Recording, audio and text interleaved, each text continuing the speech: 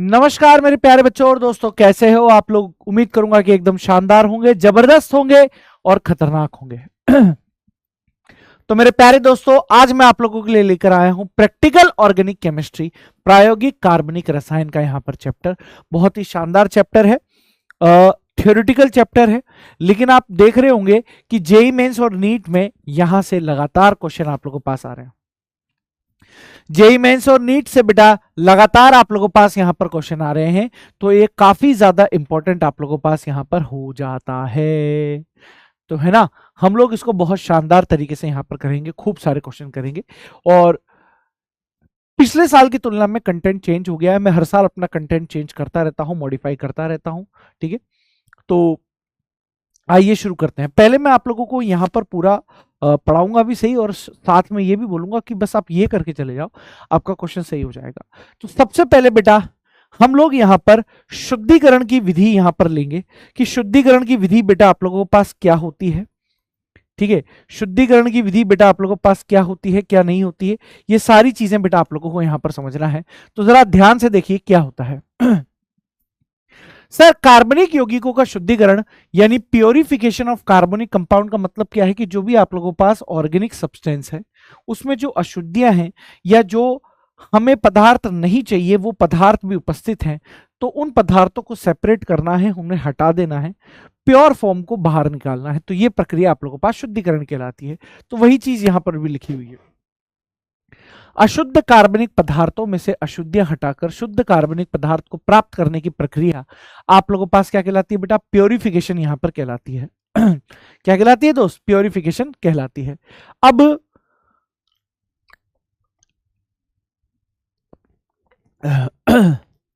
अब यहां पर देखिए आप कि जो शुद्धिकरण की विधियां हैं यहां पर जरा देखिए, यहां पर आप लोगों के पास दिया हुआ है शुद्धिकरण की विधियां। सर, शुद्धिकरण की विधियां यहां पर कितने प्रकार की आप लोगों के पास हो सकती है, कितने प्रकार की नहीं हो सकती है, जरा यहां पर आप देखने की कोशिश कीजिए। पहला है बेटा आप लोगों के पास क्रिस्टलीकरण, क्रिस्टलाइजेशन। दूसरा है बेटा आप लोगों के पास आसवन, डिस्टिलेशन। तीसरा है बेटा आप लोगों के पास विभेदीकरण या डिस्टिलेशन भी आप बोल सकते हो इसको, की पृथक्करण, क्रोमेटोग्राफी, और लास्ट वाली है बेटा आप लोगों के पास उद्रपातन। सर, एग्जाम की दृष्टि से हम लोगों के पास सबसे ज्यादा जो इंपॉर्टेंट है, सबसे ज्यादा वो है आप लोगों के पास आसवन और क्रोमेटोग्राफी। अगर आप जेई मेंस और नीट के पीवाईक्यू देखेंगे तो सबसे ज्यादा क्वेश्चन आप लोगों के पास आया है बेटा आसवन की विभिन्न विधियों से, यानी एग्जाम्पल बेस्ड क्वेश्चन आए हैं और क्रोमेटोग्राफी बेस्ड क्वेश्चन आए हैं, ठीक है। अब देखते हैं। सर, सबसे पहले मैं यहां पर आप लोगों के पास लेकर आया हूं क्रिस्टलाइजेशन। पहले आप डायग्राम से समझने की कोशिश कीजिए कि क्रिस्टलाइजेशन क्या होता है, क्या नहीं होता है आप लोगों के पास, उसके बाद थ्योरी से हम समझने का प्रयास करते हैं। सर, पॉइंट ये है बेटा आप लोगों के पास कि स्टेप फर्स्ट में हम लोगों ने क्या किया है, एक बीकर लिया है, इस बीकर के अंदर हम लोगों ने विलायक लिया है, और इस विलायक के अंदर जो हमारे पास अशुद्ध कार्बनिक यौगिक है उसको डाल दिया है, ठीक है, और उसको घुमाकर यहां पर मिला रहे हैं। अब क्या होगा, जैसे ही बेटा हम इसको यहां पर गर्म करते हैं, जैसे ही इसको हम यहां पर क्या करते हैं बेटा, गर्म करते हैं, तो गर्म करने से यहां पर आप लोगों के पास क्या होगा, इवेपोरेट होगा, यानी यहां पर वाष्प बनेगी। तो वाष्प यानी जो आप लोगों के पास अशुद्धियां होंगी वो तो वाष्प बनकर उड़ जाएंगी, और जो आप लोगों के पास कार्बनिक पदार्थ है उसके क्रिस्टल यहां पर नीचे की तरफ जमा हो जाएंगे। उसके क्रिस्टल क्या होंगे बेटा, नीचे की तरफ यहां पर जमा हो जाएंगे, और बाद में हम उन क्रिस्टल को फिल्टर पेपर पर पृथक कर सकते हैं। तो यह प्रक्रिया है बेटा आप लोगों के पास क्रिस्टलाइजेशन। अब देखो यहां पर थ्योरी आप लोगों के पास क्या लिखी हुई है, जरा ध्यान से यहां पर पढ़ने की कोशिश कीजिए कि क्रिस्टलीकरण में क्या किया जाता है। सर, इस विधि के द्वारा ठोस अशुद्ध कार्बनिक पदार्थों को शुद्ध किया जाता है आप लोगों के पास, ठीक है। सर, अगला पॉइंट यहां पर, इस विधि में एक पात्र में अशुद्ध ठोस कार्बनिक पदार्थों में उचित विलायक मिलाकर गर्म किया जाता है, ठीक है।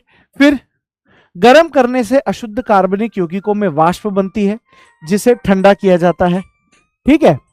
एक मिनट को वीडियो पॉज करना, ठीक है।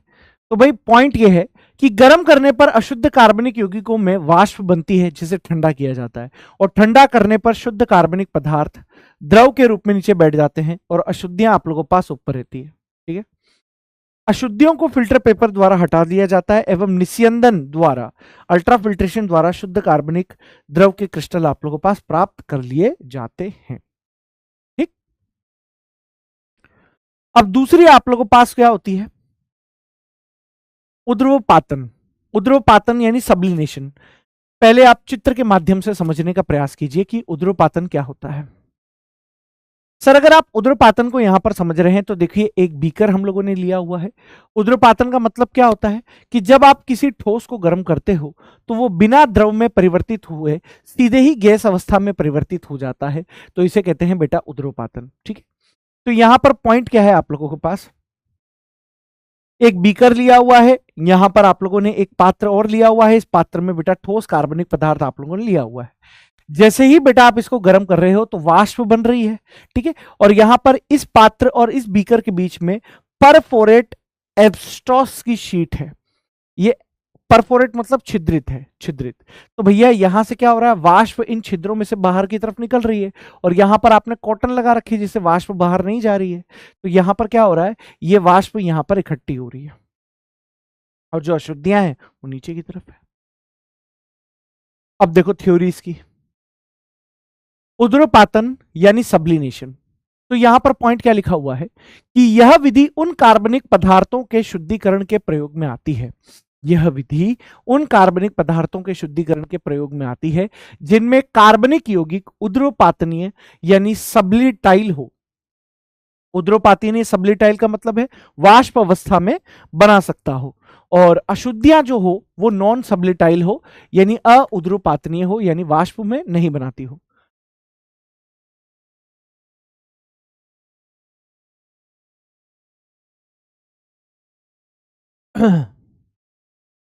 अब मेरी बातों को जरा आप ध्यान से समझने की कोशिश कीजिएगा।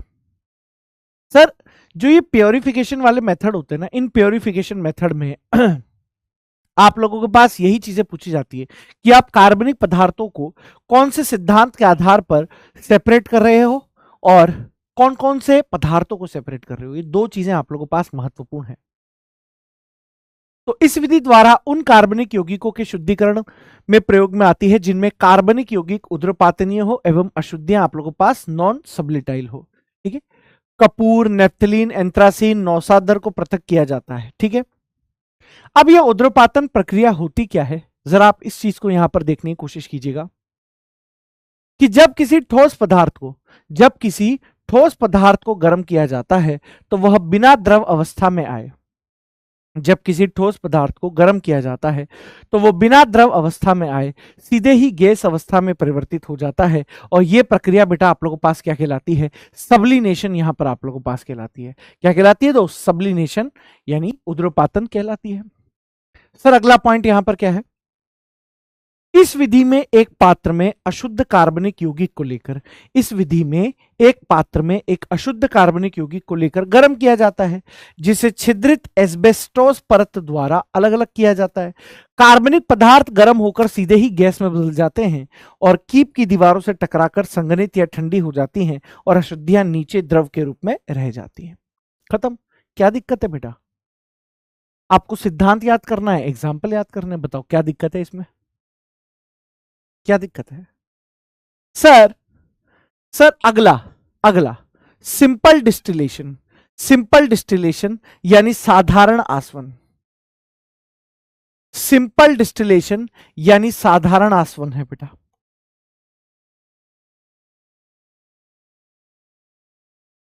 सिंपल डिस्टिलेशन यानी साधारण आसवन। अब बेटा चित्र से ही काम क्लियर है।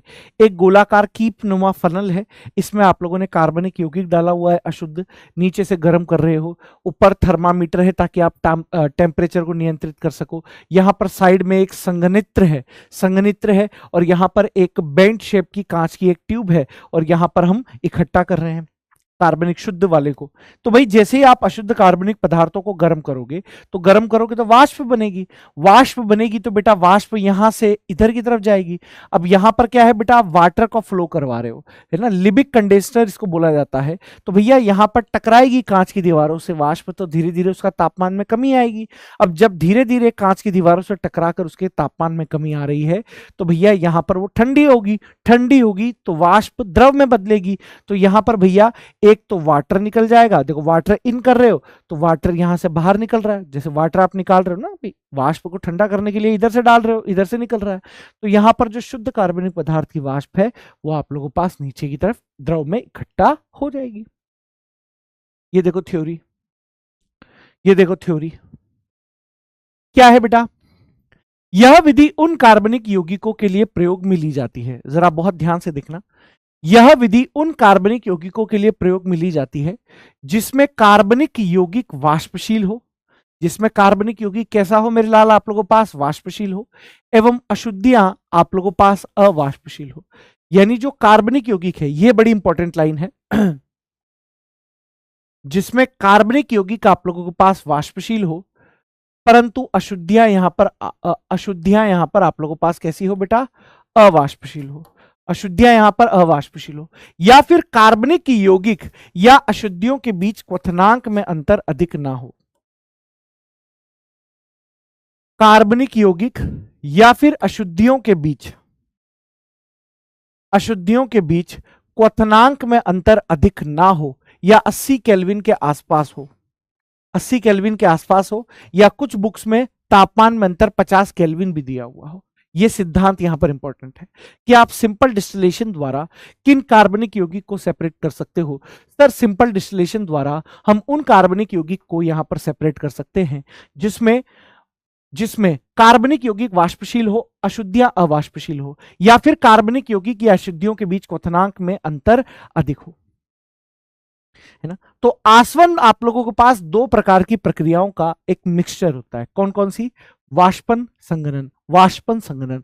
आसवन चाहे प्रभाजीय आसवन हो, चाहे विभाजीय आसवन हो, चाहे निम्न दाब पर आसवन हो, चाहे आप लोगों के पास कोई सा भी आसवन हो, हर प्रकार के आसवन में दो ही प्रक्रिया आप लोगों को देखने को मिलेगी,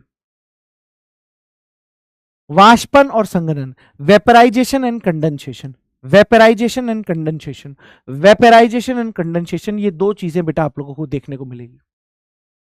यानी मेरे दोस्त ऐसी विधियां जिसमें कार्बनिक यौगिकों को वाष्प में बदला जाता है, ऐसी विधियां जिसमें कार्बनिक यौगिकों को वाष्प में बदला जाता है और उसे ठंडा किया जाता है, आसवन कहलाती है। ये बेसिक कंसेप्ट है, हर प्रकार की आसवन विधि में यही कंसेप्ट आपको देखने को मिलेगा। बात क्या है कि साधारण आसवन में, जरा इन बातों को जरा ध्यान से देखिएगा, साधारण आसवन में एक पात्र में कार्बनिक यौगिकों के मिश्रण के द्रव को लिया जाता है। साधारण आसवन में एक पात्र में कार्बनिक यौगिकों के मिश्रण के द्रव को लिया जाता है एवं इस पात्र से वाष्प को एक नली के माध्यम से कंडेंसर यानी संघनित्र ठंडा करने वाला में भेजा जाता है। जब कार्बनिक यौगिक के द्रव के मिश्रण को गर्म किया जाता है, जब कार्बनिक यौगिक के द्रव के मिश्रण को गर्म किया जाता है तो कार्बनिक यौगिक वाष्पशील होने के कारण वाष्प बनाता है जिसे ठंडा करके अलग कर दिया जाता है। अब अशुद्धियां जो रहती है इसमें वो अवाष्पशील रहती हैं। कौन कौन से ऐसे आप लोगों के पास यौगिक हैं जिनको आप सेपरेट कर सकते हो, ईथर एवं एनिलीन को, हेक्सेन एवं टोलुइन को, ईथर एवं एनिलीन को, हेक्सेन एवं टोलुइन को। ठीक है बच्चों, अब इसके बहुत सारे यहां पर प्रकार हैं। जैसे एक आ रहा है आप लोगों के पास स्टीम डिस्टिलेशन। स्टीम डिस्टिलेशन में क्या होगा बेटा, स्टीम्स यहां पर फ्लो करेंगी, स्टीम को ठंडा करोगे, बस ये खत्म है। जैसे देखो क्या हो रहा है, यह आप लोगों के पास एक स्टीम जनरेटर है जो कि स्टीम बनाता है। ठीक है, यहां पर आप लोगों ने इस बीकर के अंदर कार्बनिक यौगिक को लिया हुआ है, इसको गर्म कर रहे हो तो यहां से वाष्प बन रही है। ठीक है, यहां से वाष्प बन रही है, यहां से आप लोगों के पास स्टीम बन रही है, दोनों इस कंडेंसर में जा रही है, दोनों इस कंडेंसर में आप लोगों के पास जा रही है। तो अब यहां पर यह चीज देखना कि भैया जो कार्बनिक यौगिक है वो तो आप लोगों के पास नीचे की तरफ बैठ रहा है, और जो जल की परत है वो ऊपर की तरफ है, मतलब इमिसिबल लिक्विड्स है, मतलब मिश्रणीय नहीं है, तो आप इनको अलग अलग कर सकते हो। फिर स्टीम डिस्टिलेशन से बेटा आप लोगों के पास है ना, ये वहां प्रयोग में आता है जहां पर आप लोगों के पास बॉइलिंग पॉइंट में अधिक अंतर ना हो। तो ये देखो, ठीक है, ये यह विधि उन कार्बनिक यौगिकों के पृथक्करण में उपयोग में ली जाती है जहां पर यौगिक जल में अविलय हो, यानी जो कार्बनिक यौगिक है वो आप लोगों के पास जल के साथ मिक्स नहीं हो रहा है, लेकिन भाप में हाई टेम्परेचर की वजह से उसमें मिक्स हो सकता है। तो आप भाप में उसको विलयशील कराओगे, फिर ठंडा करने के बाद जल को अलग कर लोगे और शुद्ध कार्बनिक पदार्थों को अलग कर लोगे। तो ये सिद्धांत बड़ा ही इंपॉर्टेंट है, इसको आप यहां पर कि भापीय आसवन किन प्रकार के यौगिकों के शुद्धिकरण में प्रयोग में आता है, तो आप यहां पर आराम से लिख सकते हैं, आप यहां पर आराम से लिख सकते हैं कि यह विधि उन कार्बनिक यौगिकों के पृथक्करण में उपयोग में लाई जाती है जिनमें यौगिक जल में अविलय हो परंतु भाप में कैसा हो दोस्त, विलयशील हो। ठीक, अगली लाइन यहां पर आप लोगों के पास क्या लिखी हुई है, जरा आप यहां पर समझने की कोशिश कीजिए। सर भापीय आसवन, भापीय आसवन भी आप लोगों के पास साधारण आसवन की तरह ही है, भापी आसवन भी बेटा कैसा है आप लोगों के पास, साधारण आसवन की तरह ही है, बस अंतर इतना है कि भापी आसवन में एक भापीय जनित्र होता है, यानी बेसिक कंसेप्ट वैसा का वैसा ही है जो आप लोगों के पास सिंपल डिस्टिलेशन में है। आगे देखिए, आगे का पॉइंट यहां पर आप लोगों के पास क्या है,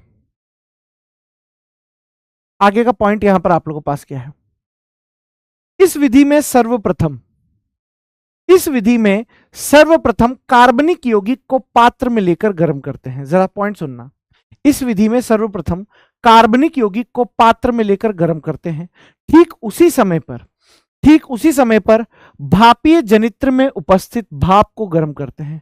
ठीक उसी समय पर आप क्या करते हो बेटा, भापीय जनित्र में उपस्थित भाप को गर्म करते हैं।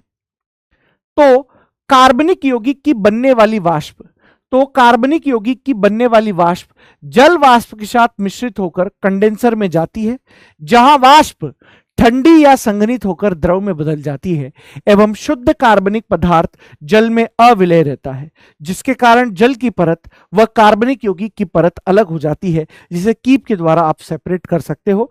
नाइट्रोबेंजीन का पृथक्करण, तारपीन का पृथक्करण, ये यहां पर इंपॉर्टेंट एग्जाम्पल है, ये यहां पर बेटा आप लोगों के पास इंपॉर्टेंट एग्जाम्पल है। क्लियर है यहां तक की बात?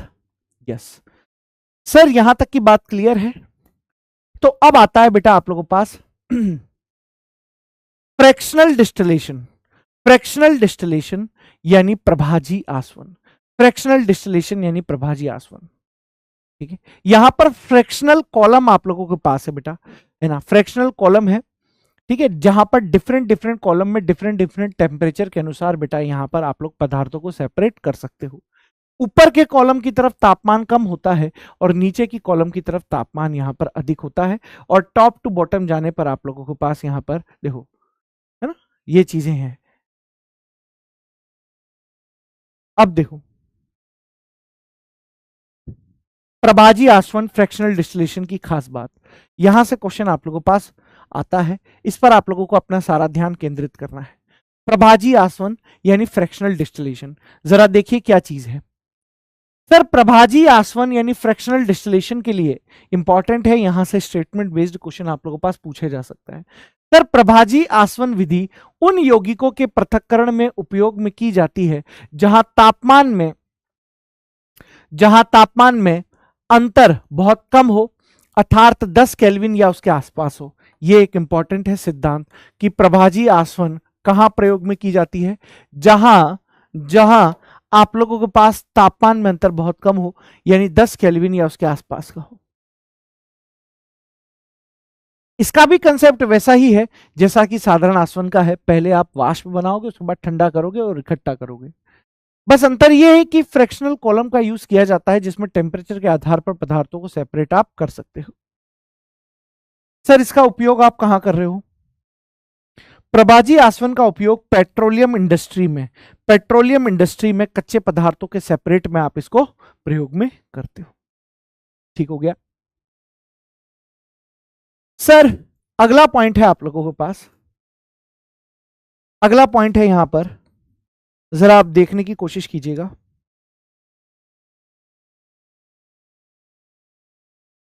अगला पॉइंट,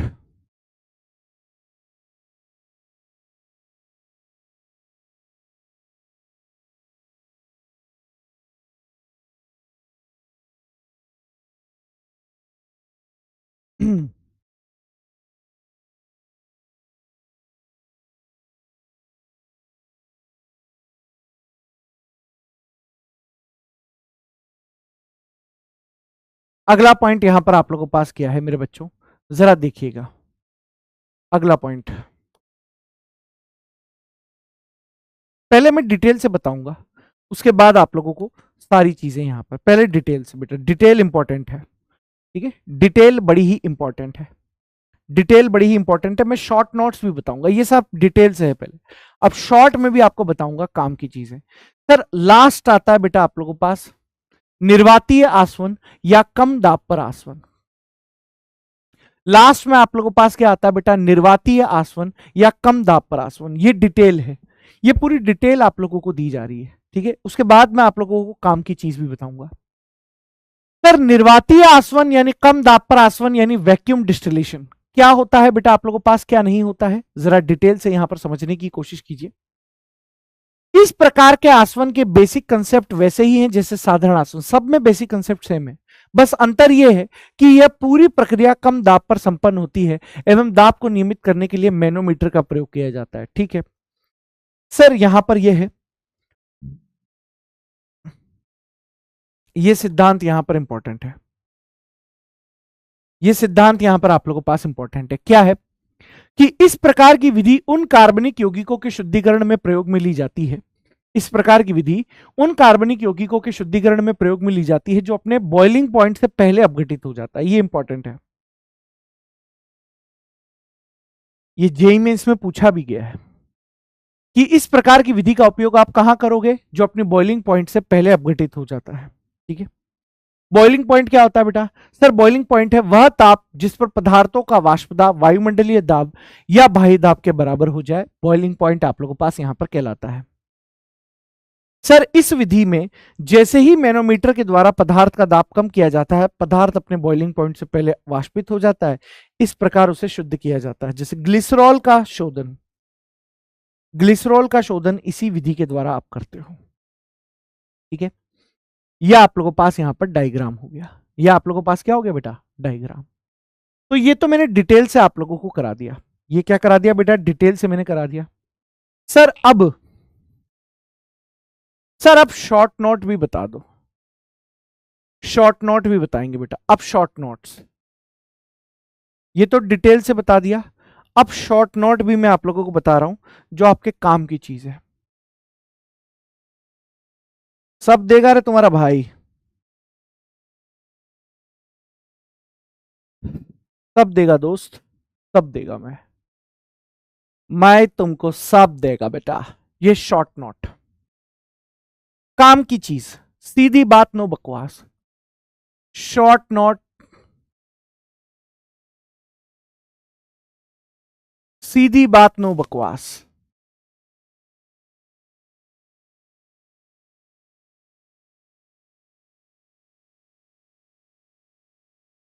सीधी बात, नो बकवास, ये है शॉर्ट नोट्स बेटा, ठीक है।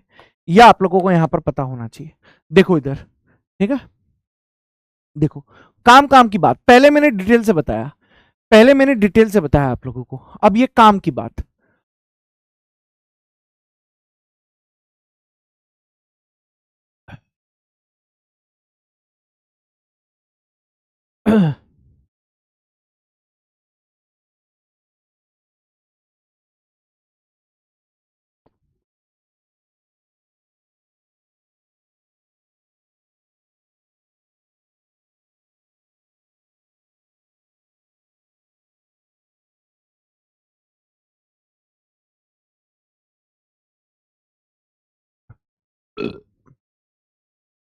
तबीयत खराब है।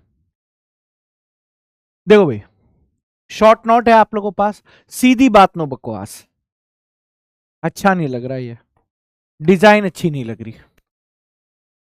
डिजाइन मारोगे सर आप? बिल्कुल मारेंगे भाई, क्यों नहीं मारूंगा, क्यों नहीं मारूंगा मैं, क्यों नहीं मारूंगा।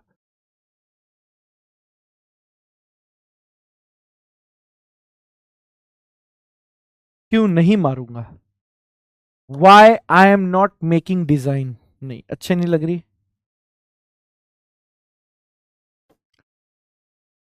यस, अच्छी लग रही है, बिल्कुल अच्छी लग रही है भाई, बिल्कुल। इसमें कलर दिख रहा है क्या? नहीं दिख रहा। इसमें दिख रहा है क्या? नहीं दिख रहा। इसमें ये दिख रहा है क्या? नहीं दिख रहा। कालो दिखोगो, दिख रहा है, दिख रहा है भाई।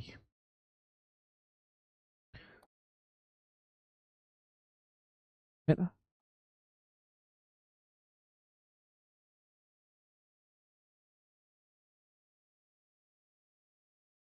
शॉर्ट नोट्स, शॉर्ट नोट्स सब कुछ देगा तुम्हारा भाई, जब तक जिंदा है तब तक सब कुछ मिलेगा। अब यहां पर देखो फटाफट से, ये सारी चीजें मैंने डिटेल से बता दी, ये सारी चीजें बेटा मैंने डिटेल से बता दी, क्योंकि डिटेल भी जरूरी है, कुछ 11वीं 12वीं के बच्चे भी तो देखते हैं। अब किसी बच्चे को भैया चाहिए, अब किसी बच्चे को नहीं चाहिए कि भैया मुद्दे की बात बताओ आप, तो मुद्दे की बात यह है कि शुद्धिकरण के लिए उपयोग में की जाने वाली सामान्य टेक्निक ये है, उद्रपातन, क्रिस्टलीकरण और आसवन। ठीक है, अब कहा क्या होता है जरा देखो, पॉइंट वाइज मैंने बना दिया है आप लोगों के लिए, पॉइंट वाइज। इसका उपयोग वाष्पशील तरल पदार्थों को गैर वाष्पशील अशुद्धियों से अलग करने के लिए किया जाता है। ठीक है, आसवन की बात हो रही है, उद्रपातन क्रिस्टलीकरण आप लोगों ने पढ़ लिया है, ये आसवन की बात हो रही है। यहां पर जो बात हो रही है दोस्त, वो किसकी हो रही है? आसवन की हो रही है। ठीक है, आसवन की बात है यह कि आसवन का उपयोग वाष्पशील तरल पदार्थों को गैर वाष्पशील पदार्थों से अलग करने के लिए किया जाता है। क्वथनांक में पर्याप्त अंतर वाले तरल पदार्थ जैसे क्लोरोफॉर्म एनिलीन का मिश्रण इस विधि द्वारा अलग किया जाता है। आ गया पॉइंट, क्लोरोफॉर्म एवं एनिलीन का मिश्रण आप इस विधि द्वारा सेपरेट कर सकते हो। जो मैंने बोल दिया है पत्थर की लकीर है, याद रख लेना, ये एग्जाम्पल याद होने चाहिए, वरना खेल खत्म हो जाएगा। सर आसवन 3 अलग अलग तरीकों से यहां पर किया जाता है। कौन कौन से अलग अलग 3 तरीके हैं बेटा आप लोगों के पास, जरा देखो। पहला है आप लोगों के पास फ्रैक्शनल डिस्टिलेशन। फ्रैक्शनल डिस्टिलेशन क्या लिख रहा है? यह तब लागू होता है जब दो तरल पदार्थों के क्वथनांक में बहुत अधिक अंतर नहीं होते हैं, जैसे पेट्रोलियम उद्योगों में कच्चे तेल के विभिन्न अंशों को अलग करने के लिए। बहुत सही सर, बहुत सही। पेट्रोलियम उद्योगों में कच्चे तेल के विभिन्न अंशों को अलग करने के लिए यहां पर आप लोगों के पास प्रयोग किया जाता है। सर भापीय आसवन, भापीय आसवन का प्रयोग आप कब करते हो? ये लो शॉर्ट नोट्स एकदम क्लियर। सर इस तकनीक का उपयोग उन पदार्थों को अलग करने के लिए किया जाता है जो भाप में वाष्पशील होते हैं और पानी के साथ अमिश्रणीय होते हैं, जैसे एनिलीन को जल से, एनिलीन जल मिश्रण से अलग किया जाता है। एनिलीन को एनिलीन जल मिश्रण से अलग किया जाता है, स्टीम डिस्टिलेशन, भापीय आसवन। सर यहां पर अगला पॉइंट आप लोगों के पास क्या है? सर अगला पॉइंट है बेटा निम्न दाब पर आसवन, इसको आप वैक्यूम डिस्टिलेशन भी बोल सकते हो या रिड्यूस्ड भी बोल सकते हो। सर इस विधि का उपयोग बहुत उच्च क्वथनांक वाले तरल पदार्थों को शुद्ध करने के लिए किया जाता है जो अपने क्वथनांक या उससे नीचे अपघटित हो जाते हैं। यह भी बड़ा ही खतरनाक एग्जाम्पल है। इस तकनीक का उपयोग करके साबुन उद्योगों में ग्लिसरॉल को स्पेंटलाइज से अलग किया जा सकता है। ये इंपॉर्टेंट है बेटा, ये एग्जाम्पल्स ही इंपॉर्टेंट है। शॉर्ट नोट्स क्लियर हो गया? ये क्लियर मतलब जितना अभी पढ़ाया था, जितना मैंने अभी ये डिटेल में आप लोगों को पढ़ाया, ये ये ये ये ये ये ये ये ठीक है, ये इन सब का ये शॉर्ट नोट्स है, इन सब का बेटा ये शॉर्ट नोट्स है कि आपको ये चीजें ध्यान में रखनी है। समझ में आ गई बात? हाँ सर, अब एक और है, एक और है। अब हम बात कर रहे हैं बेटा आप लोगों के पास किसकी? सर अब हम लोग यहां पर बात करेंगे आप लोगों के पास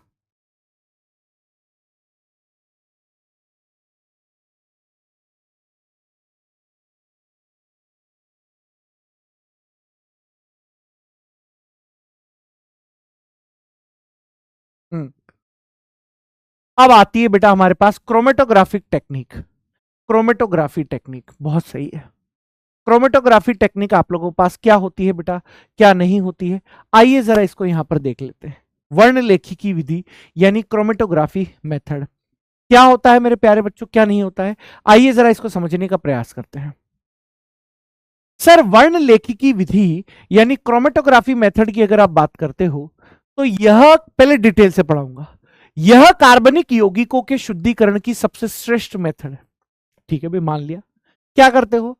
क्योंकि इस विधि द्वारा आप कार्बनिक पदार्थों की सूक्ष्म मात्रा को भी पृथक कर सकते हो। ठीक है सर, क्रोमेटोग्राफी का मतलब होता है क्रोमेटो अर्थात रंग, ग्राफ का मतलब है ग्राफिकल अध्ययन, यानी रंगों के आधार पर पदार्थों को पृथक्करण करना क्रोमेटोग्राफी कहलाता है। ठीक है भाई, अगला पॉइंट। क्रोमेटोग्राफी में दो प्रकार की अवस्थाएं यहां पर आप लोगों के पास देखने को मिलती है। एक होती है बेटा गतिशील अवस्था यानी मोबाइल फेज, एक होती है आप लोगों के पास स्थिर अवस्था यानी स्टेशनरी फेज। अब देखना सर, स्थिर प्रावस्था के आधार पर क्रोमेटोग्राफी को दो मुख्य भागों में बांटा गया है। एक है अधिशोषण क्रोमेटोग्राफी यानी एडजॉर्प्शन क्रोमेटोग्राफी, और एक होता है वितरण क्रोमेटोग्राफी यानी पार्टीशन क्रोमेटोग्राफी।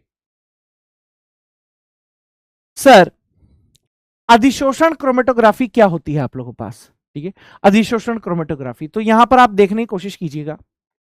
सर जब कार्बनिक पदार्थों के मिश्रण को जब कार्बनिक पदार्थों के मिश्रण को जल में घोलकर विलयन बनाया जाता है, जब कार्बनिक पदार्थों के मिश्रण को जल में घोलकर विलयन बनाया जाता है, तो इस विलयन को जब किसी कॉलम में डाला जाता है तो कार्बनिक मिश्रण में उपस्थित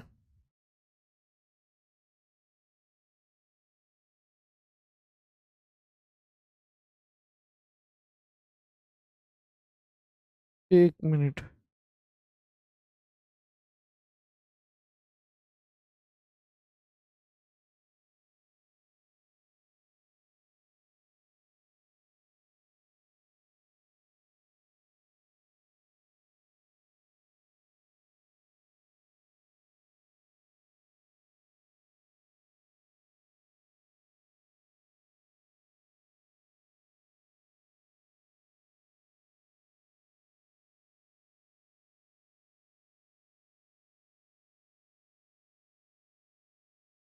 चलो तो एक बार फिर से मैं पढ़ देता हूं। मैसेज आ गया था कंपनी का, ठीक है, अरे अपनी कंपनी का।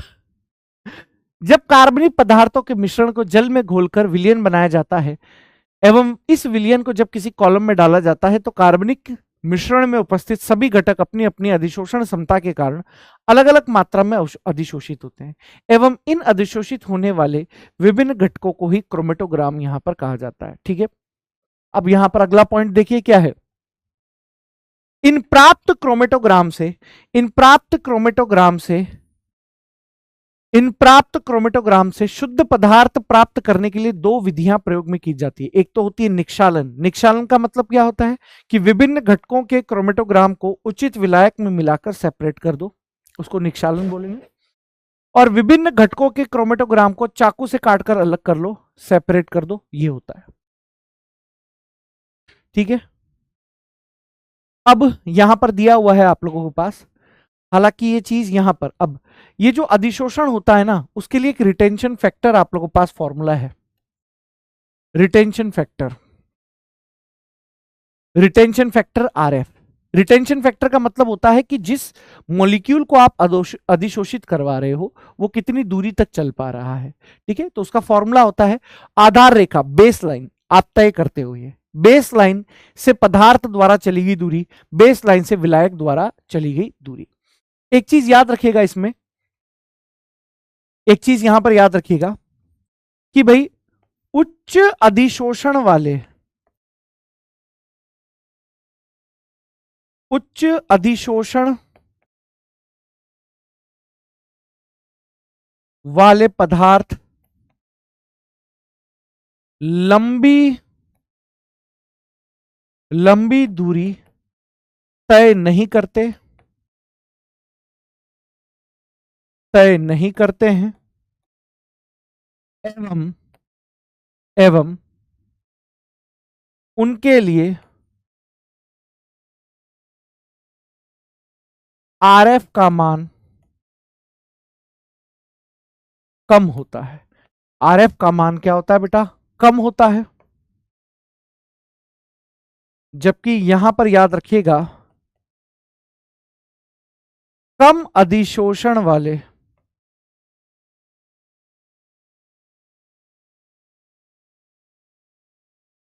कम अधिशोषण वाले पदार्थ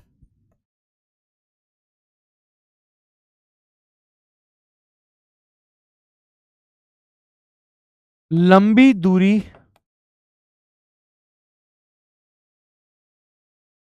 दूरी तय करते हैं, एवं उनके लिए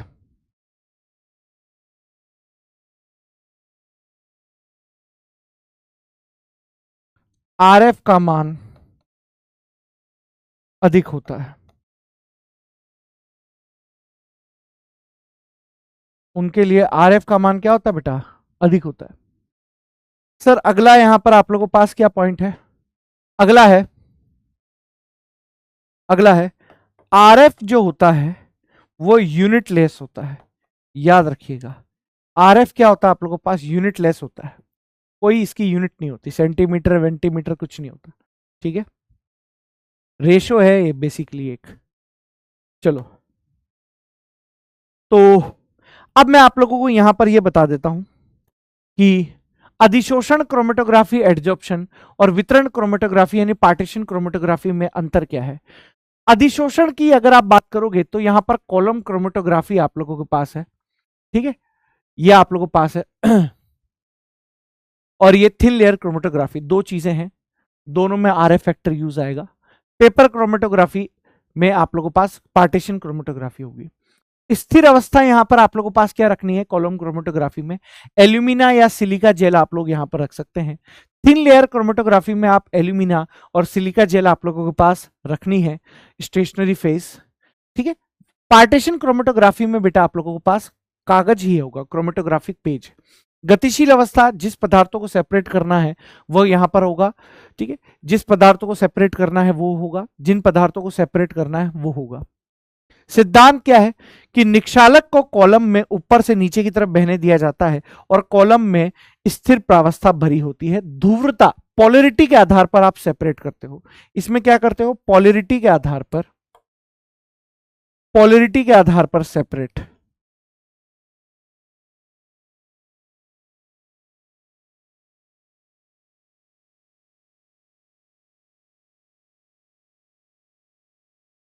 पॉलरिटी के आधार पर सेपरेशन होता है। किसके आधार पर सेपरेशन होता है बेटा? पॉलरिटी के आधार पर होता है। सर थिन लेयर क्रोमेटोग्राफी में क्या होगा? कांच की प्लेट पर अधिशोषक की पतली परत फैली रहती है एवं उस पर निक्षालक को नीचे से ऊपर की तरफ प्रवाहित किया जाता है। ठीक है सर, वितरण क्रोमेटोग्राफी में क्या होगा कि क्रोमेटोग्राफिक कागज जिस पर जल के अणु अधिशोषित होते हैं उस पर निक्षालक को नीचे से ऊपर की तरफ प्रवाहित किया जाता है। ठीक है भाई, बढ़िया है। सर शॉर्ट नोट्स, बिल्कुल बेटा, यह डायग्राम है कॉलम क्रोमेटोग्राफी के हैं आप लोगों के पास, ये कॉलम क्रोमेटोग्राफी का है, ये भी। ठीक है ना?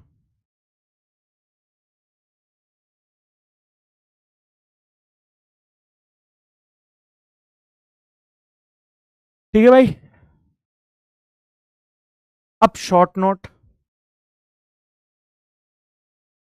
शॉर्ट नोट जो पढ़ाया,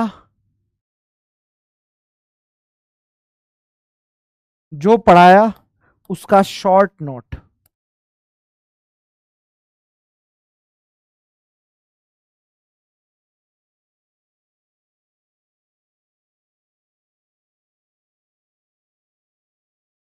जो पढ़ाया उसका शॉर्ट नोट्स, जो पढ़ाया उसका शॉर्ट नोट्स, ये भी, ये चैप्टर बड़ा परेशान करता है आप लोगों को, उसका शॉर्ट नोट्स यहां पर है। विभेदक निष्कर्षण, विभेदक निष्कर्षण, डिफरेंशियल एक्सट्रैक्शन। सर ये तो आसान है, बेहद आसान है, इसमें तो कुछ नहीं है, बीकर में मिलाओ, सेपरेट करो, खत्म करो। जब कोई कार्बनिक यौगिक जलीय माध्यम में मौजूद होता है तो उस कार्बनिक विलायक के साथ हिलाकर उसे अलग कर दिया जाता है, जिसमें यह पानी की तुलना में अधिक घुलनशील होता है। कार्बनिक विलायक और जलीय घोल एक दूसरे के साथ अमिश्रणीय होते हैं, वे परत बनाते हैं जिसे विभाजक फनल के द्वारा अलग किया जाता है। यह यौगिक कार्बनिक विलायक को वाष्पित करके प्राप्त किया जाता है। ठीक है sir. Chromatography, chromatography, sir chromatography के बारे में अगर देखें तो यहां पर है, यह एक महत्वपूर्ण टेक्निक है जिसका व्यापक स्तर पर मिश्रणों को उनके घटकों में से अलग करने के लिए उपयोग किया जाता है। इसमें शामिल सिद्धांत के आधार पर इसे दो मुख्य श्रेणियों में यहां पर वर्गीकृत किया गया है। कौन सी है? एक है अधिशोषण, एक है विभाजन। अधिशोषण क्रोमेटोग्राफी एकदम शॉर्ट एंड स्वीट भी है और लेंदी भी है, जैसा आपको उचित लगे। मैं तो कहूंगा डिटेल ज्यादा अच्छा रहता है। ये तो शॉर्ट नोट्स हैं, ठीक है, काम चला हुआ है, लेकिन डिटेल में सारी चीजें होती है। यह इस तथ्य पर आधारित है कि विभिन्न यौगिक एक अधिशोषक पर अलग अलग डिग्री तक अधिशोषित होते हैं। आमतौर पर इस्तेमाल किए जाने वाले अधिशोषक सिलिका जेल और एल्यूमिना है यहाँ पर आप लोगों के पास। यह दो प्रकार से होता है, कॉलम क्रोमेटोग्राफी और थिन लेयर क्रोमेटोग्राफी। अब आप देखिए पार्टीशन क्रोमेटोग्राफी में क्या है। Partition chromatography, partition chromatography, sir partition chromatography को देख रहे हो तो यहां पर पॉइंट लिखा हुआ है, यह स्थिर और मोबाइल चरणों के बीच मिश्रण के घटकों के निरंतर विभेदक विभाजन पर आधारित है। पेपर क्रोमेटोग्राफी एक प्रकार की विभाजन क्रोमेटोग्राफी है। ठीक है, ये आ गया आप लोगों के पास, ये चीजें हो गई बेटा। अब आ जाओ,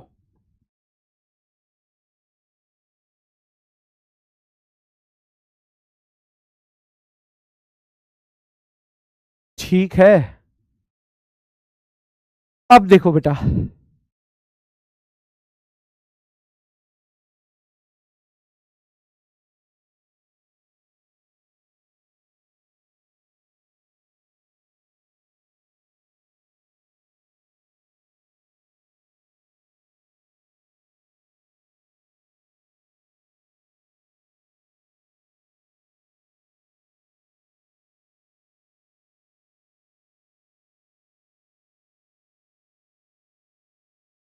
एक मिनट रुको।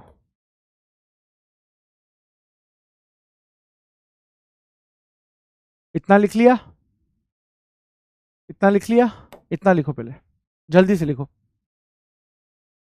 अब देखो मैं कुछ क्वेश्चन प्रैक्टिस आप लोगों को करा देता हूं, कुछ क्वेश्चन प्रैक्टिस यहां पर करवाता हूं। जैसे ये देखिए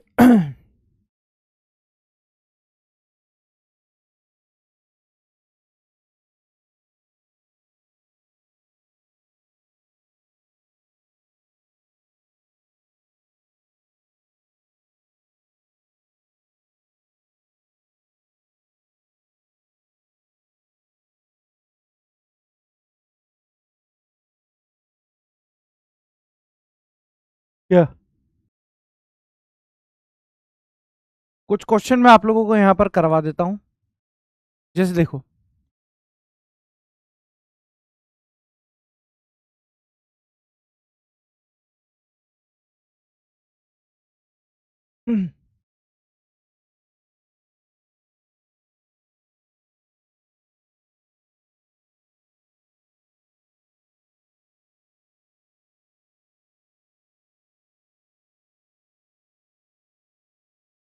जैसे ये क्वेश्चन है,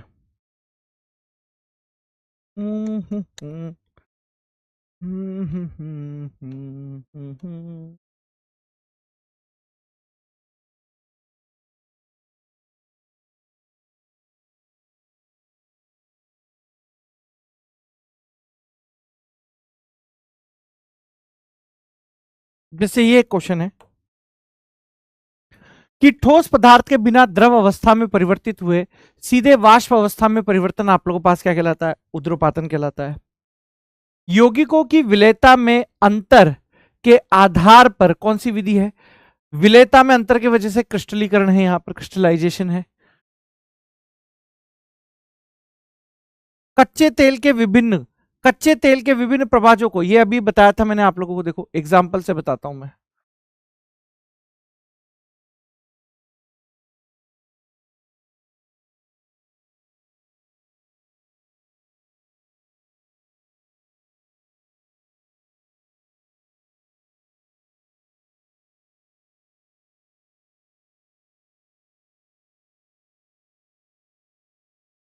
न न न न कच्चे तेल यानी विभिन्न अंशों को अलग करने के लिए आप फ्रैक्शनल डिस्टिलेशन का यूज करोगे। ऐसे क्वेश्चन आप लोगों के पास डायरेक्टली पूछे जाएंगे बेटा, ऐसे। रटने वाला पोर्शन ज्यादा है, रटने वाला पोर्शन ज्यादा है, तो उसके लिए मेंटली आप लोगों को प्रिपेयर रहना पड़ेगा यहां पर, ठीक है।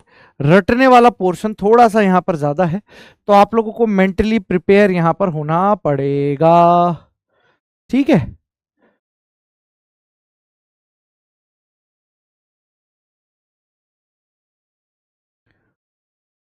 तो ये आप लोगों के पास क्या होगा बेटा? साधारण आसवन नहीं होगा, स्टीम डिस्टिलेशन नहीं होगा, वैक्यूम डिस्टिलेशन या प्रभा जी आप वैक्यूम डिस्टिलेशन, कम दाब पर आसवन। सर यहां पर है आप लोगों के पास वह द्रव जिनके क्वथनांक उच्च होते हैं तथा अपने क्वथनांक के नीचे अपघटित हो जाते हैं के शोधन के लिए उपयोग में किया जाता है, निम्न दाब पर आसवन के लिए प्रयोग में किया जाता है, ठीक है। हम्म यहां पर यह क्वेश्चन है कि कार्बनिक यौगिकों का पृथक्करण और शोधन की सर्वोत्तम विधि कौन सी है? क्रोमेटोग्राफी, वर्ण लेखन, ठीक है।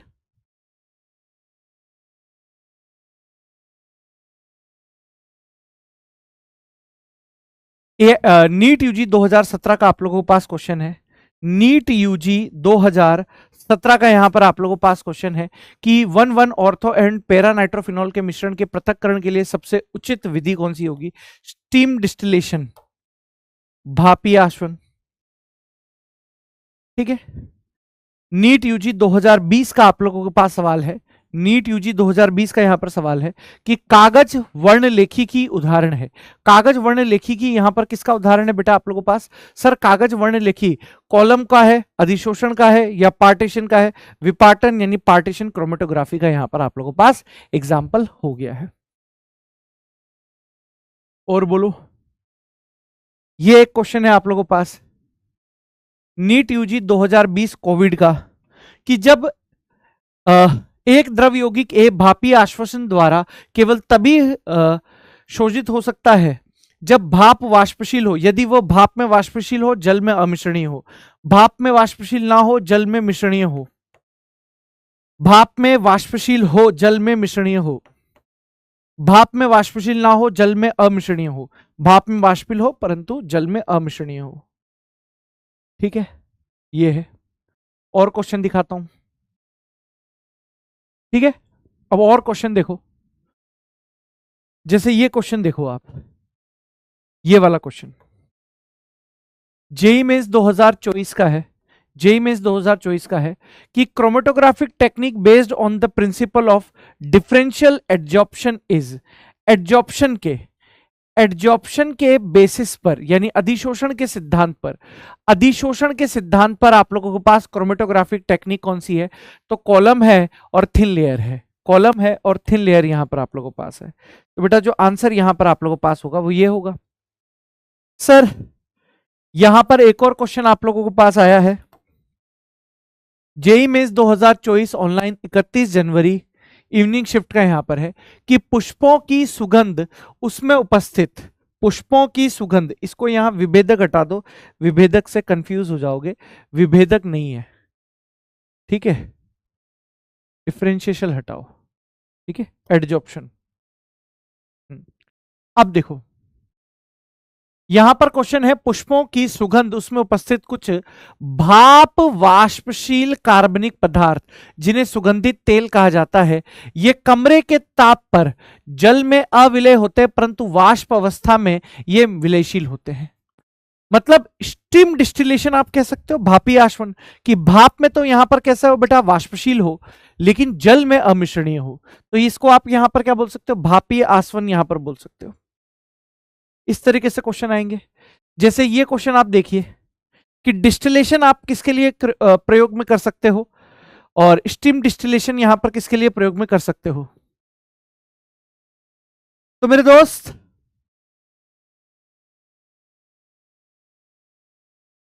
हाँ, अब देखो एनिलीन वाटर तो आप लोगों के पास तय हो गया कि भाई ये स्टीम डिस्टिलेशन का पार्ट है, ठीक है।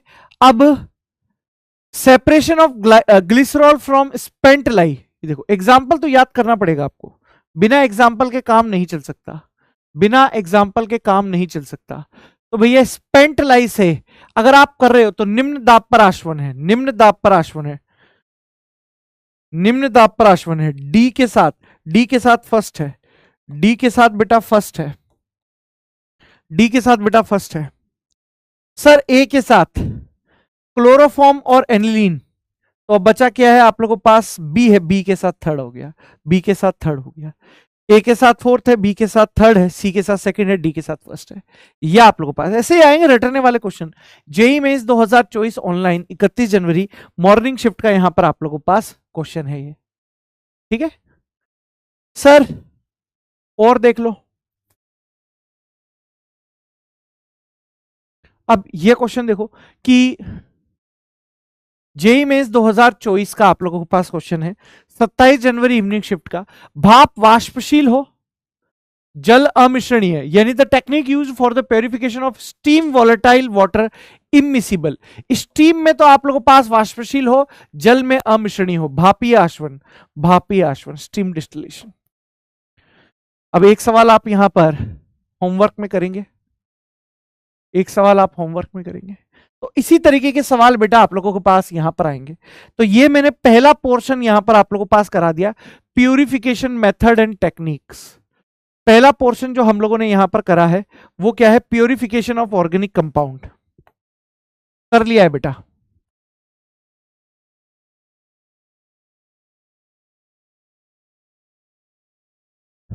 Purification of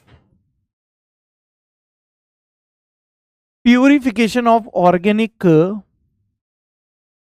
compound, purification of organic compound, ये आप लोगों को बेटा मैंने करा दिया है डिटेल से, बहुत शानदार तरीके से आप लोगों ने जेईई मेंस के और नीट के क्वेश्चन यहां पर कर लिए हैं, ठीक है। पहला पोर्शन इस चैप्टर का खत्म होता है, इसमें बहुत सारे चैप्टर मिक्स है। अब आप लोगों के पास क्या आता है, अब आप लोगों के पास आता है बेटा यहां पर, जैसे एक क्वेश्चन ये भी है, एक क्वेश्चन ये भी देख लो आप, जेईई मेंस का एक और क्वेश्चन है,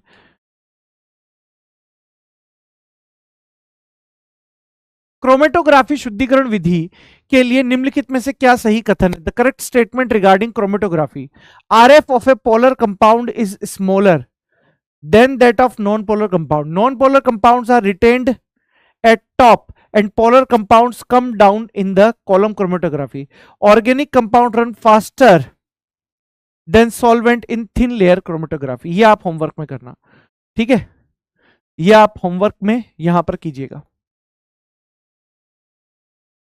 ठीक।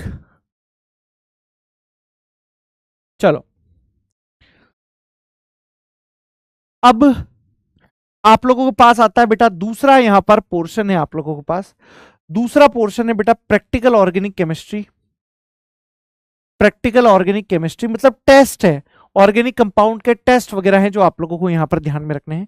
कैसे है बेटा, जरा यहां पर देखिए, जैसे कुछ टेस्ट यहां पर आप लोगों के पास दिए गए हैं, अनसेचुरेशन टेस्ट है यहां पर, किस किस के, एल्कीन्स और एल्काइंस के यहां पर अनसेचुरेशन टेस्ट आप लोगों के पास दिए गए हैं। कि बेयर टेस्ट है, कोल्ड एल्कलाइन डाइल्यूट केमिनोफोर डीकलराइज टेस्ट है, पर्पल कलर आपको देगा, colourless plus MnO2 brown PPT में यहां पर कन्वर्ट हो जाएगा। Br2 water decolourisation test, brown colour of Br2 आप लोगों के पास कलरलेस हो जाएगा अल्कीन्स और अल्काइन के साथ रिएक्ट करके। टर्मिनल एल्काइन के लिए यहां पर जो टेस्ट है उसको आप यहां पर देखने की कोशिश कीजिए। सर टर्मिनल एल्काइन के लिए यहां पर टेस्ट क्या हो जाएगा भाई, NaNH2 अथवा AgNO3 अथवा Cu2Cl2 NH4OH के साथ यहां पर आप लोगों के पास एसिटिल्डिहाइड आयन अवक्षेप निश्चित करता है। टर्मिनल एल्काइन का यहां पर टेस्ट हो गया है आप लोगों के पास। सर एल्काइल हैलाइड के यहां पर टेस्ट आप देख लीजिए क्या होंगे। यदि वे कार्बन धनायन बनाने में समर्थ होते हैं, स्टेबल कार्बोकेटायन, स्टेबल कार्बोकेटायन धनायन बनाते हैं तो AgNO3 के साथ अवक्षेप देते हैं। बिलिस्टिन टेस्ट है, यदि यौगिकों की अल्प मात्रा को कॉपर तार पर लेकर जलाया जाए तो हरे रंग की ज्वाला के साथ जलता है हेलोजन के लिए। एल्कोहल के लिए क्या है बेटा टेस्ट यहां पर, एल्कोहल के लिए है बेटा सीरिक अमोनियम नाइट्रेट, लाल रंग देता है। एसिटिक अम्ल तथा सांद्र H2SO4 के साथ गर्म करने पर फलों जैसी गंध आती है। 2 एल्केनॉल तथा एथेनॉल हाइड्रोफॉर्म टेस्ट देते हैं। CH3I का पीला अवक्षेप I2 प्लस OH- से अभिक्रिया कराने पर आप लोगों को प्राप्त होता है। सर एल्डिहाइड और कीटोन के लिए यहां पर टेस्ट है। डाइनाइट्रोफिनाइल हाइड्रोजीन अथवा Brady 2,4-DNP, 2,4-DNP, two four dinitrophenyl hydrazine. Aldehyde तथा कीटोन के साथ पीला, नारंगी अथवा लाल रंग यहां पर देते हैं। एल्डिहाइड के लिए कुछ स्पेसिफिक टेस्ट है, क्या है बेटा आप लोगों के पास, टॉलेंट टेस्ट है, रजत सिल्वर मिरर यहां पर देगा, फेलिंग टेस्ट है, बेंजेल्डिहाइड के अतिरिक्त यहां लाल रंग देगा, बेनेडिक्ट टेस्ट लाल रंग, शिफ बेस गुलाबी रंग, HgCl2 के साथ सिलेटी अवक्षेप। कीटोन्स, कीटोन्स के लिए खास बात है बेटा, मिथाइल कीटोन यहां पर हेलोफॉर्म टेस्ट देते हैं, alpha hydroxy ketone Tollens test, Fehling test देते हैं। कार्बोक्सिलिक एसिड के लिए यहां पर खास पॉइंट क्या है सर, कार्बोक्सिलिक एसिड के लिए खास पॉइंट है कि जलीय NaHCO3 के साथ तीव्र बुदबुदाहट के साथ गैस निकलती है। केवल फॉर्मिक एसिड टॉलेन अभिकर्मक के साथ रजत टेस्ट देते हैं। नीला लिटमस लाल लिटमस को कन्वर्ट कर देता है, मतलब नीला लिटमस लाल में कन्वर्ट हो जाता है। एल्कोहल के साथ अभिक्रिया करके फलों जैसी गंध देता है। ठीक है। फिनॉल, उदासीन FeCl3 के साथ बैंगनी रिंग देता है, लिबरमान टेस्ट देता है, Br2 के साथ सफेद अवक्षेप देता है। नाइट्रोफिनॉल में जलीय NaHCO3 के साथ तीव्र बुदबुदाहट प्रेक्षित करता है। इसके बाद है कुछ डिफरेंशिएट टेस्ट हैं जो कि बेटा यहां पर कुछ मॉलिक्यूल्स को सेपरेट करने में काम आते हैं। 1 डिग्री 2 डिग्री 3 डिग्री एल्कोहल को Lucas test, Victor Meyer test के द्वारा आप सेपरेट कर सकते हो। ठीक है। फिर 1 डिग्री 2 डिग्री 3 डिग्री अमीन को आप कैसे सेपरेट करोगे, हिंसबर्ग टेस्ट के साथ आप यहां पर सेपरेट कर सकते हो। हिंसबर्ग टेस्ट में 1 डिग्री अमाइन एक पारदर्शी विलयन देता है जिसे अम्लीकृत करने पर एक अविलय पदार्थ अलग हो जाता है। 2 डिग्री अमीन एक अविलय यौगिक देता है जो कि अम्लीकृत करने पर अप्रभावित रहता है। 3 डिग्री अमाइन अविलय यौगिक देता है। HNO2 के साथ अभिक्रिया करने पर आप लोगों को वेरियस टाइप ऑफ यहां पर प्रोडक्ट्स मिलते हैं। ठीक है। HNO2 के साथ क्रिया करने पर आप लोगों को पास क्या मिल रहा है, HNO2 के साथ क्रिया करने पर आप लोगों को पास अलग अलग टाइप के प्रोडक्ट वहां पर मिलेंगे।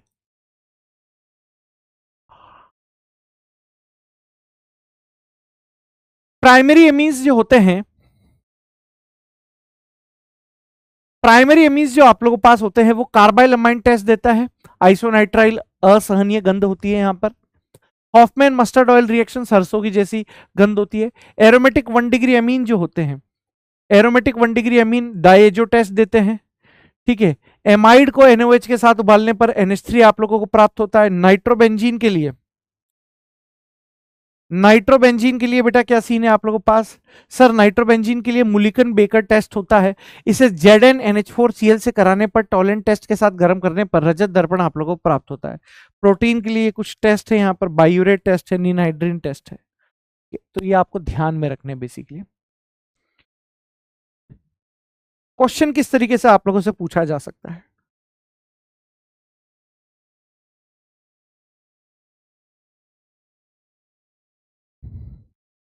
क्वेश्चन मेरे दोस्त आप लोगों से किस तरीके से यहां पर पूछा जा सकता है, आइए जरा इसको समझने का प्रयास करते हैं।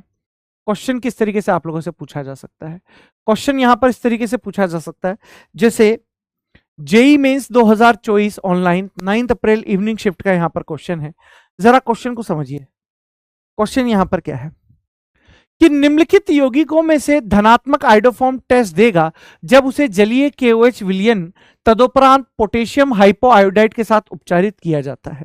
तो अगर आप ध्यान से देखेंगे तो आयोडोफॉर्म टेस्ट ये तो बिल्कुल भी नहीं दे रहा, ये भी नहीं दे रहा, ये नहीं दे रहा, सर ये भी नहीं दे रहा। अरे यार ढंग से देखो भाई, जलीय KOH के साथ अगर आप उपचारित कर रहे हो एक्वस KOH के साथ, तो एक्वस KOH के साथ जैसे आप इसको उपचारित करोगे यानी रिएक्शन करवाओगे तो ये बन जाएगा CH3, sir CH2, CH3 CH2, sir यहां पर आप लोगों के पास C है, यहां पर आप लोगों के पास OH है, यहां पर आप लोगों के पास OH है, यहां पर आप लोगों के पास CH3 है। सर क्या बनेगा यहां पर, सर यहां पर आप लोगों के पास H2O निकल जाएगा, यहां से बेटा आप लोगों के पास क्या निकल जाएगा, H2O निकल जाएगा। जैसे ही बेटा यहां से H2O निकलेगा, यहां पर क्या बन जाएगा CH3, यहां पर आप लोगों के पास CH2, यहां C डबल बॉन्ड हो, यहां पर आप लोगों के पास CH3 बन जाएगा। ठीक है, अब ये यहां पर आप लोगों के पास आयोडोफॉर्म टेस्ट दे रहा है, ये यहां पर आप लोगों के पास कौन सा टेस्ट दे रहा है, आयोडोफॉर्म टेस्ट यहां पर देगा, आयोडोफॉर्म टेस्ट यहां पर आप लोगों के पास देगा। ठीक है ना, यह आप लोगों के पास आयोडोफॉर्म टेस्ट देगा। Option C is the right answer. ऐसे क्वेश्चन करने बेटा। सर एक यहां पर देखो, एक यहां पर भी आप लोगों के पास क्वेश्चन आया है, जेई मेंस 2024 9 अप्रैल इवनिंग शिफ्ट का यहां पर क्वेश्चन है। सूची फर्स्ट को सूची सेकंड से यहां पर मिलान करवाना है। BR2 टेस्ट, अब बेसिकली मेमोराइज है, याद करने वाला यहां पर आप लोगों के पास है। Sir BR2 reddish orange colour जो होता है, लाल बुरा अवशेप यहां पर, बेयर टेस्ट वाला याद है, BR2 test of unsaturation, bear तो अलग हो जाता है, खैर ये BR2 टेस्ट है, लाल बुरा रंग यहां पर डिसअपियर यहां पर हो जाता है। तो एक के साथ सेकंड एक से ही हो गया भाई काम। तो मेरे को बाकी के कलर याद भी नहीं थे, मुझे BR2 वाला याद था बस, लेकिन काम एक से ही हो गया, काम एक से ही हो गया। अब बाकी मिला लो। Ceric ammonium nitrate test,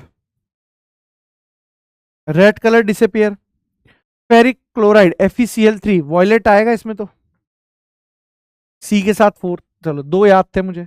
2,4-DNP yellow die 3 याद थे, मतलब 4 में से 3 कलर याद थे एक नहीं याद था। सर अगला क्वेश्चन भी यहां पर आप लोगों के पास भाई रटने वाला क्वेश्चन है, रटो और आंसर पाओ। जेई मेंस 2024 का यहां पर क्वेश्चन है। सूची फर्स्ट को सूची सेकंड से मिलवाना है। अब बताओ मुझे, बेयर टेस्ट आप किसके लिए यूज करते हो? सर टेस्ट ऑफ अनसैचुरेशन है। सिरिक अमोनियम नाइट्रेट एल्कोहलिक के लिए है। थेलिन डाई टेस्ट फिनॉल के लिए है। एंड शिफ्ट टेस्ट एल्डिहाइड के लिए है। खत्म करो। ए के साथ 4 है, ए के साथ 4 है, ये आएगा या ये आएगा। बी के साथ बेटा आप लोगों के पास 3rd है, ये आ रहा है। सी के साथ फर्स्ट है, सी के साथ फर्स्ट है, और डी के साथ बेटा आप लोगों के पास 2nd है, डी के साथ 2nd है। Option D is the right answer. मतलब बेसिकली आप जितनी ज्यादा चीजें याद रख पाओगे उतना ही आप लोग यहां पर क्वेश्चन सही कर पाओगे। ठीक है, लिखो जल्दी से। ठीक है, अब आगे देखो। अब है हमारे पास जहां से सबसे ज्यादा क्वेश्चन आने की संभावनाएं रहती हैं, जहां से सबसे ज्यादा क्वेश्चन आने की संभावनाएं रहती हैं, वो है qualitative and quantitative analysis of elements. क्या है बेटा आप लोगों के पास? Qualitative and quantitative. तो सबसे पहले हम लोग पढ़ेंगे क्वालिटेटिव। क्वालिटेटिव का मतलब है कि दिए हुए ऑर्गेनिक कंपाउंड या कार्बनिक यौगिक में आप देखिए कि कार्बन कितना है या कौन कौन से तत्व उपस्थित हैं। ठीक है, क्वालिटेटिव मतलब जो भी आप लोगों को कार्बनिक यौगिक दिया हुआ है उसमें कार्बन है या नहीं है, नाइट्रोजन है या नहीं है, सल्फर है या नहीं है, हेलोजन है या नहीं है, हेलोजन में भी क्लोरीन, ब्रोमीन, आयोडीन में से कौन सा है आप लोगों के पास, फास्फोरस है या नहीं है, सल्फर है कि नहीं है। तो ये सारी चीजें आप लोगों के पास किस में आएंगी बेटा? क्वालिटेटिव एनालिसिस आएंगी। तो आइए ढंग से यहां पर एनालिसिस करते हैं। पहला है बेटा आप लोगों के पास qualitative analysis of various elements in organic compound. Qualitative analysis of various elements in organic compound. तो यहां पर क्या सीन आप लोगों के पास है जरा देखिए। सबसे पहला पॉइंट ले रहे हैं हम कार्बन और हाइड्रोजन का पता लगाना। कैसे आप पता लगा सकते हो? कार्बनिक यौगिक को एक कठोर ग्लास टेस्ट ट्यूब में शुष्क CuO के साथ गर्म किया जाता है, और जो कार्बन होती है वो आप लोगों के पास CO2 के रूप में आ जाती है, और जो हाइड्रोजन होती है वो आप लोगों के पास H2O के रूप में आ जाती है। जो कार्बन होती है आप लोगों के पास CO2 के रूप में, और जो हाइड्रोजन है बेटा आप लोगों के पास वो H2O के रूप में आ जाती है। कार्बन डाइऑक्साइड को चूने के पानी को दूधिया रंग में बदल देता है, और पानी सफेद निर्जलीय CuSO4 को नीले रंग में परिवर्तित कर देता है। कंफर्मेटरी टेस्ट भी यहां पर लिखा हुआ है आप लोगों के पास, कंफर्मेटरी टेस्ट भी यहां पर आप लोगों के पास लिखा हुआ है।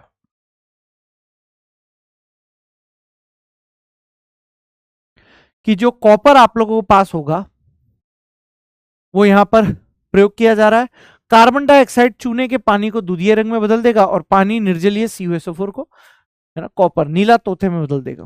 ये इंपॉर्टेंट है। नाइट्रोजन, सल्फर और हेलोजन का पता लगाना के लिए आप लोगों को लेसाने टेस्ट का यहां पर प्रयोग करना पड़ेगा। ठीक है, ये चीज याद रखना। नाइट्रोजन, सल्फर और हेलोजन का पता लगाने के लिए आपको क्या करना पड़ेगा बेटा? लेसाने टेस्ट परफॉर्म करना पड़ेगा। सर लेसाने टेस्ट क्या होता है जरा देखो। एक छोटे से दाने के आकार के सोडियम को फ्यूजन ट्यूब में धीरे धीरे गर्म किया जाता है जब तक कि यह चमकदार गोलाकार ना बन जाए। इसमें नमूने की थोड़ी मात्रा डाली जाती है जो भी आप लोगों का ऑर्गेनिक कंपाउंड है, और फ्यूजन ट्यूब को लाल तख्त रेड हॉट गर्म होने तक यहां पर 10-15 मिली पानी के साथ डुबोया जाता है और अच्छी तरीके से पीस लिया जाता है। गर्म होने पर छान लिया जाता है। छानने वाले पदार्थ को सोडियम एक्सट्रैक्ट या लेसाने एक्सट्रैक्ट यहां पर कहा जाता है। यह है इंपॉर्टेंट पॉइंट आप लोगों के पास, कि जो छानने वाला पदार्थ होता है इसे आप यहां पर लेसाने एक्सट्रैक्ट कहते हैं। इसे आप क्या बोल देते हो बेटा? लेसाने एक्सट्रैक्ट यहां पर कह देते हो। अब विभिन्न प्रकार के टेस्ट यहां पर लगाए जाते हैं कंफर्मेशन के लिए, तो वही सारी चीजें पढ़ेंगे, है ना, वही सारी चीजें यहां पर पढ़ेंगे। तो आ जाओ, क्या पॉइंट्स यहां पर लिखे गए हैं आप लोगों के पास जरा देखो। कार्बनिक यौगिक में मौजूद नाइट्रोजन, सल्फर, हेलोजन और फास्फोरस का पता लेसाने परीक्षण द्वारा लगाया जाता है। यौगिक में मौजूद तत्वों को सोडियम धातु के साथ संलेखित करके सहसंयोजक रूप से आयनिक यौगिकों में परिवर्तित किया जाता है। इंपॉर्टेंट लाइन है बेटा, इसको आप जरा यहां पर अंडरलाइन कीजिएगा। यौगिक में उपस्थित तत्वों को सोडियम धातु के साथ संलयित करके यानी मिक्स करके सहसंयोजक रूप से आयनिक रूप से बेटा आप लोगों के पास परिवर्तित किया जाता है। क्योंकि जितने भी टेस्ट आप लोग करते हो कंफर्मेटरी टेस्ट, वो आयंस के लिए हैं, कोवेलेंट कंपाउंड के लिए नहीं है। इसलिए पहले कोवेलेंट कंपाउंड को आयनिक कंपाउंड में बदला जाता है। यानी sodium plus carbon plus nitrogen को गर्म करने पर सोडियम साइनाइड बनता है, और इस सोडियम साइनाइड बन गया है। अब सल्फर को गर्म करोगे तो Na2S बनेगा, और हेलोजन को गर्म करोगे तो NaX यहां पर बनेगा। अब सबसे पहला यहां पर टेस्ट है आप लोगों के पास, टेस्ट ऑफ नाइट्रोजन। पानी मंगा लेने दो, अरे पानी की बोतल लेके अभी तो दे दो।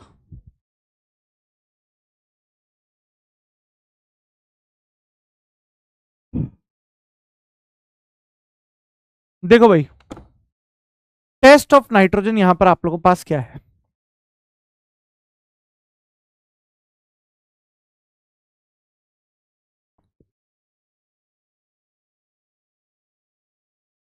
देखो,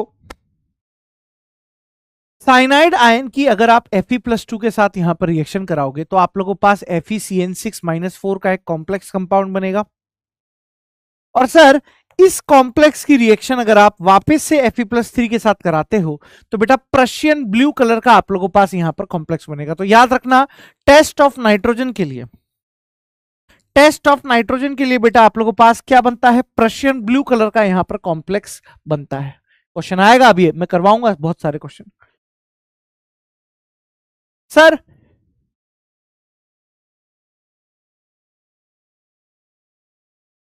सल्फर के लिए देखिए, सल्फर के लिए क्या पॉसिबिलिटी है आप लोगों के पास? सर S-2 आयन की अगर आप Pb के साथ रिएक्शन कराते हो तो लेड सल्फाइड का एक ब्लैक प्रेसिपिटेट बनता है, और S-2 की अगर आप नाइट्रोप्रोसाइड के साथ रिएक्शन करते हो तो FeCN5NO S-4 का वॉयलेट कलर। कलर भी आप लोगों को ध्यान में रखना है, जैसे आप सॉल्ट एनालिसिस है ना, वैसे ही सेम ऑर्गेनिक में ये चल रहा है आप लोगों के पास। ठीक है, तो लेड सल्फाइड की ब्लैक पीपीटी और सोडियम नाइट्रोप्रोसाइड की यहां पर वॉयलेट कलर का यहां पर आप लोगों को पास देखने को मिलेगा। यदि नाइट्रोजन और सल्फर दोनों मौजूद हो, यह पॉइंट बड़ा ही खास बात है, यदि नाइट्रोजन और सल्फर दोनों एक साथ मौजूद हो तो सोडियम थायोसाइनेट बनता है। क्या बनता है? सोडियम थायोसाइनेट बनता है। और सर इस सोडियम थायोसाइनेट का जो कलर होता है वो होता है आप लोगों के पास सोडियम थायोसाइनेट। फिर इस सोडियम थायोसाइनेट में अगर आपने Fe+3 आयन मिला है तो यहां पर ब्लड ब्लड रेड कलर आप लोगों को प्राप्त होगा। क्या प्राप्त होगा बेटा? Blood red colour. ये अभी क्वेश्चन में करवाऊंगा आप लोगों से। सर हेलोजन के टेस्ट यहां पर आप लोगों के पास है। हेलोजन के टेस्ट यहां पर कैसा होगा जरा देखिए। हेलोजन का परीक्षण सर यहां पर जो भी आप लोगों के पास हेलाइड आयन होगा, चाहे Cl- हो, आपके पास I- हो, चाहे Br- हो, ये Ag+ आयन के साथ रिएक्शन करके Agx का एक प्रेसिपिटेट बनाएगा। अब वो प्रेसिपिटेट NH4OH में घुलनशील होगा व्हाइट प्रेसिपिटेट के साथ तो क्लोरीन होगी। NH4OH में घुलनशील है, पीला अवक्षेप है तो ब्रोमीन होगी। NH4OH में अघुलनशील है, पीला अवक्षेप है तो आयोडीन होगी। ठीक है सर, टेस्ट ऑफ फॉस्फोरस।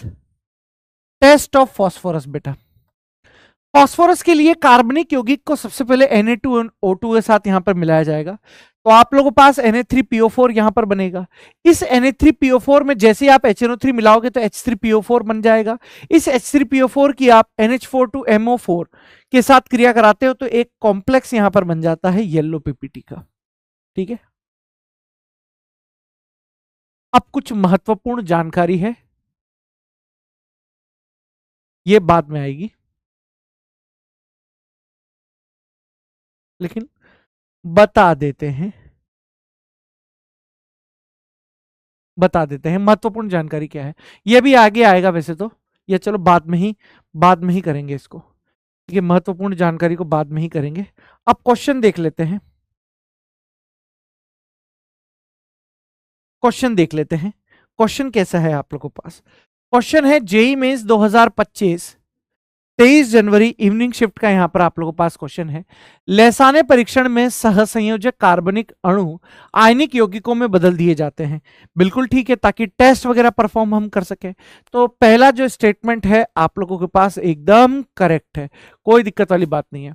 कथन सेकंड है, नाइट्रोजन और सल्फर वाले कार्बनिक यौगिक के सोडियम फ्यूजन्स में FeSO4 और Na4 FeCN6 के साथ प्रशियन ब्लू कलर प्राप्त होता है। नाइट्रोजन और सल्फर दोनों होंगे तो थायोसाइनाइड है, तो थायोसाइनाइड के लिए प्रशियन ब्लू कलर नहीं आता है, प्रशियन ब्लू नहीं आता है, ब्लड रेड कलर आता है, ब्लड रेड कलर आता है बेटा, ब्लड रेड कलर आता है। ठीक हो गई बात? तो यहां पर पहला स्टेटमेंट आप लोगों के पास करेक्ट है, जबकि जो दूसरा स्टेटमेंट है यह आप लोगों के पास यहां पर इनकरेक्ट है। ठीक है, तो पहला करेक्ट है, सेकंड गलत है, डी ऑप्शन।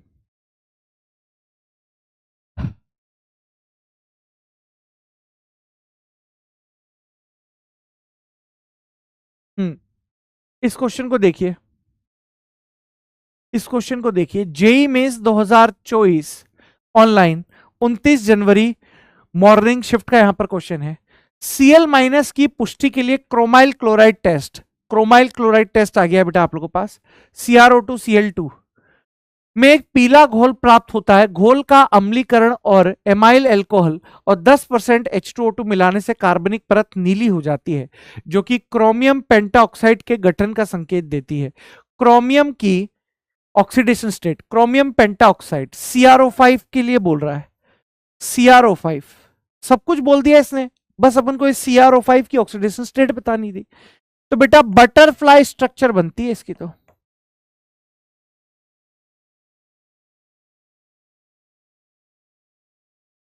अब जिसको ये नहीं आता है वो सवाल कर ही नहीं सकता। जिसको नहीं आता है वो नहीं कर सकता। बटरफ्लाई स्ट्रक्चर,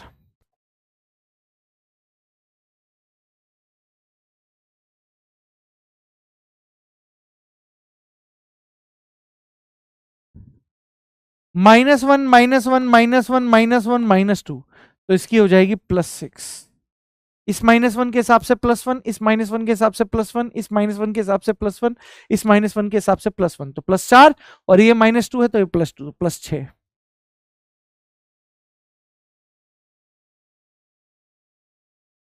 हाँ हाँ हाँ हाँ हाँ हाँ, हाँ, हाँ। ये है भाई साहब, जेई मेंस 2023 10 अप्रैल मॉर्निंग शिफ्ट का यहां पर क्वेश्चन है कि नीचे आप लोगों के पास दो कथन दे दिए गए हैं, स्टेटमेंट वन एंड स्टेटमेंट 2। ठीक है, दोनों को जरा पढ़ते हैं। क्या है यहां पर?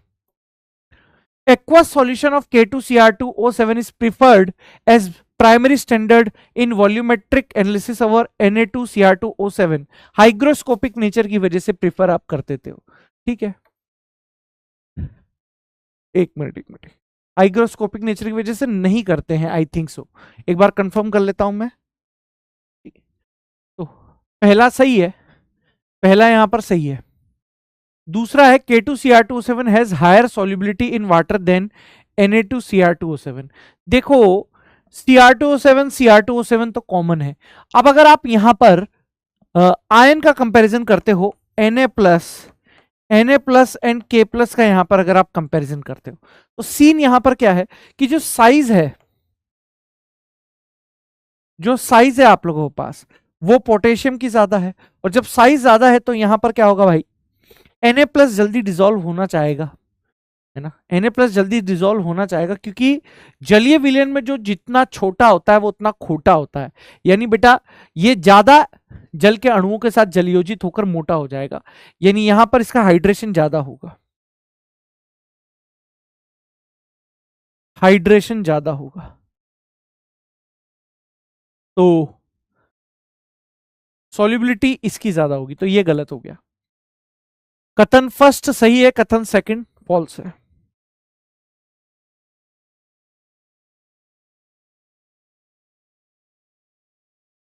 JEE Mains 2023 online 8 April evening shift का यहां पर क्वेश्चन है। यौगिक एक्स को जब सांद्र H2SO4 की उपस्थिति में थैलिक एनहाइड्राइड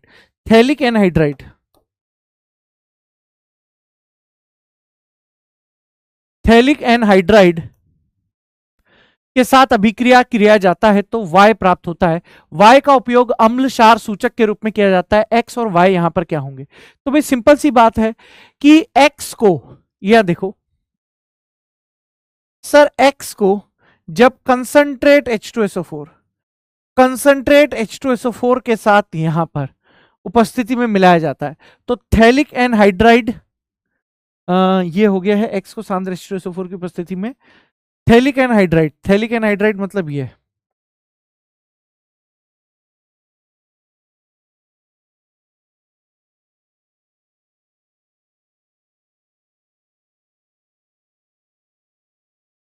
तो अम्ल क्षार सूचक के लिए तो फिनोप्थिलीन बनेगा, तो डेफिनेटली एक्स यहां पर क्या होगा, फिनॉल होगा। फिनॉल या carbolic acid phenolphthalein, option B is the right answer. और बोलो। हम्म, ये क्वेश्चन देखो, JEE Mains 2023 online 8 April evening shift का है कि नीचे आप लोगों के पास दो कथन यहां पर दिए गए हैं। एक तो हो गया आप लोगों के पास कथन फर्स्ट हो गया है, और एक यहां पर हो गया है बेटा कथन सेकंड। एक कथन फर्स्ट हो गया है और एक कथन सेकंड हो गया है। क्या है? मिथाइल ऑरेंज एक कमजोर एसिड है। सबसे पहले तो यही गलत हो गया है, क्योंकि मिथाइल ऑरेंज जो आप लोगों के पास है ये एक वीक बेस है, वीक बेस है, एसिड है ही नहीं। सर यहां पर है मिथाइल ऑरेंज का बेंजीनोइड रूप क्विनोइड रूप की तुलना में अधिक तीव्र या गहरे रंग का होता है। कौन सा? येलो कलर का होता है, येलो कलर का होता है। तीव्र गहरा कौन सा होता है? तो यहां पर देखना है,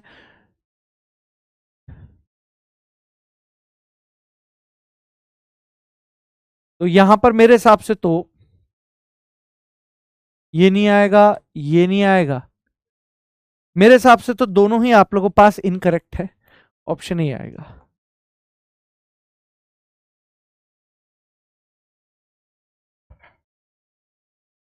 जेई मेंस 2023 6 अप्रैल मॉर्निंग शिफ्ट का यहां पर क्वेश्चन है।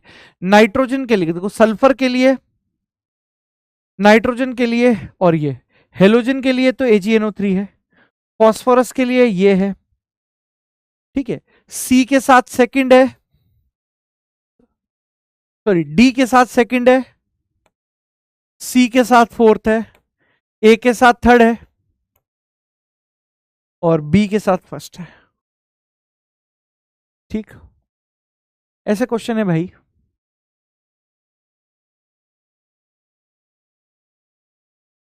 जेई मेंस 2023 ऑनलाइन 31 जनवरी इवनिंग शिफ्ट का क्वेश्चन है। नाइट्रोजन के आकलन के लिए ड्यूमा विधि का उपयोग करते हुए नमूने को कॉपर ऑक्साइड के साथ गर्म किया जाता है, उत्सर्जित गैस को प्रवाहित किया जाता है। ठीक है, कॉपर गैज के रूप में, कॉपर गैज पर प्रवाहित करते हैं। रटने वाली चीजें हैं बेसिकली। ये एक अच्छा क्वेश्चन है। जेई मेंस 2023 ऑनलाइन 29 जनवरी मॉर्निंग शिफ्ट, वह यौगिक जो नाइट्रोजन और हेलोजन दोनों के लिए सकारात्मक लेसाने टेस्ट देता है। अब लेसाने टेस्ट के लिए कार्बन भी होना चाहिए, नाइट्रोजन भी होना चाहिए, और हेलोजन भी होना चाहिए। तो carbon nitrogen halogen, carbon nitrogen halogen, carbon nitrogen halogen.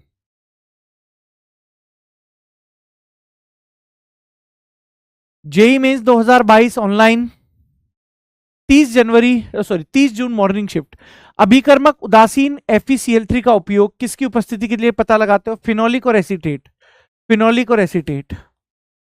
खत्म। और बोलो, और बोलो।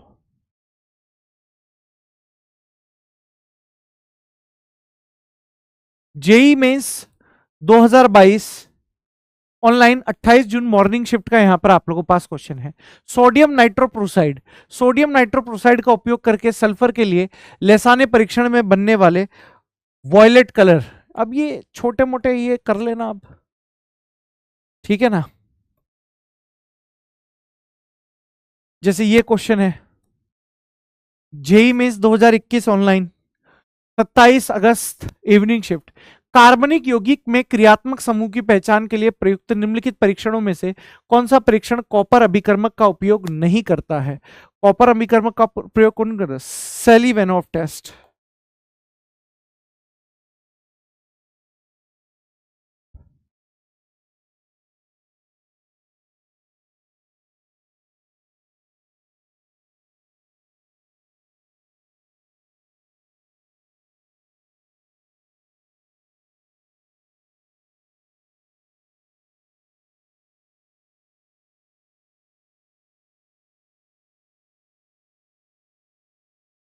ठीक, अब आप लोगों के पास आ रही है, अब आप लोगों के पास आ रहा है बेटा यहां पर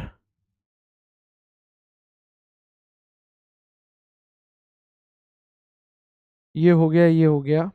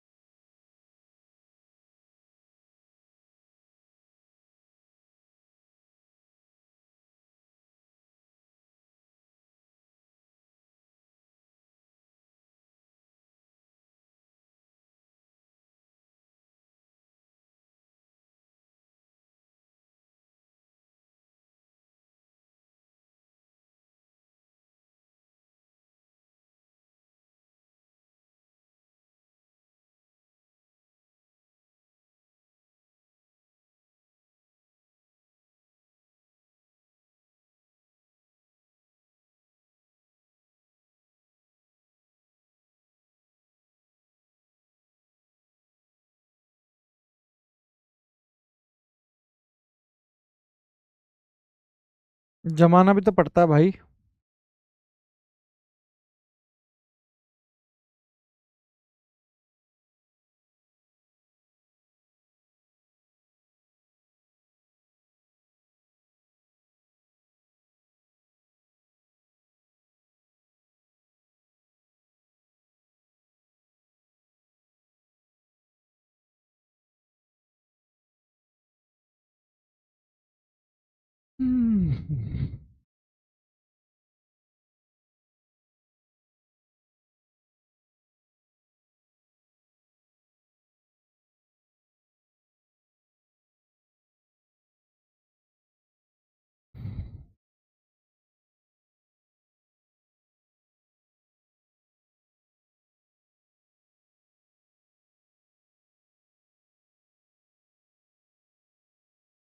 चलो, तो क्वालिटेटिव आप लोगों के पास हो गया है। अब हम लोग करेंगे यहां पर, अब हम लोग यहां पर क्या करेंगे बेटा, क्वांटिटेटिव एनालिसिस करेंगे। क्वांटिटेटिव एनालिसिस का मतलब है कि अब आप लोगों ने तत्वों की पहचान तो कर ली है। आप लोगों ने क्या कर लिया बेटा, तत्वों की पहचान कर ली है। सर अब आप यहां पर उन तत्वों की परसेंटेज निकालोगे कि कितना प्रतिशत वहां पर आप लोगों के पास है। तत्वों की क्या निकालोगे बेटा, परसेंटेज यहां पर निकालोगे। तो चलो मैं आप लोगों को एक बार बता देता हूं क्या यहां पर रहेंगे फॉर्मूलेज। यहां पर भी बेसिकली फॉर्मूलेज ही आप लोगों को ध्यान में रखने हैं। ठीक है, अब कुछ मैं यहां पर बता रहा हूं, एक एक यहां पर विधि में आप लोगों को बता रहा हूं, ये लिखना है आप लोगों को।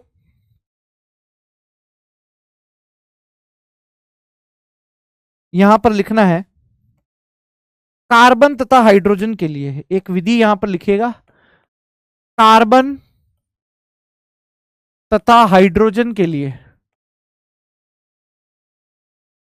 कार्बन तथा हाइड्रोजन के लिए Liebig method, Liebig method, carbon तथा हाइड्रोजन के लिए लिबिग मेथड आप लोगों को ध्यान में रखने हैं। तो परसेंटेज ऑफ कार्बन ऐसे याद रखने का, 12/44 into weight of CO2, weight of CO2 upon में weight of organic compound, weight of organic compound into 100, weight of organic compound into 100। ये तो हो गया आप लोगों के पास परसेंटेज ऑफ कार्बन। ठीक है सर, परसेंटेज ऑफ हाइड्रोजन का भी यहां पर फॉर्मूला आप लोगों को पास ध्यान में रखना है। ठीक है,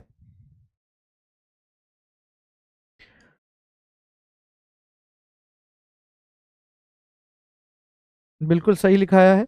परसेंटेज ऑफ हाइड्रोजन का यहां पर आप लोगों के पास जो फॉर्मूला होगा वो क्या होगा, 2/18, 2/18 into weight of, weight of, weight of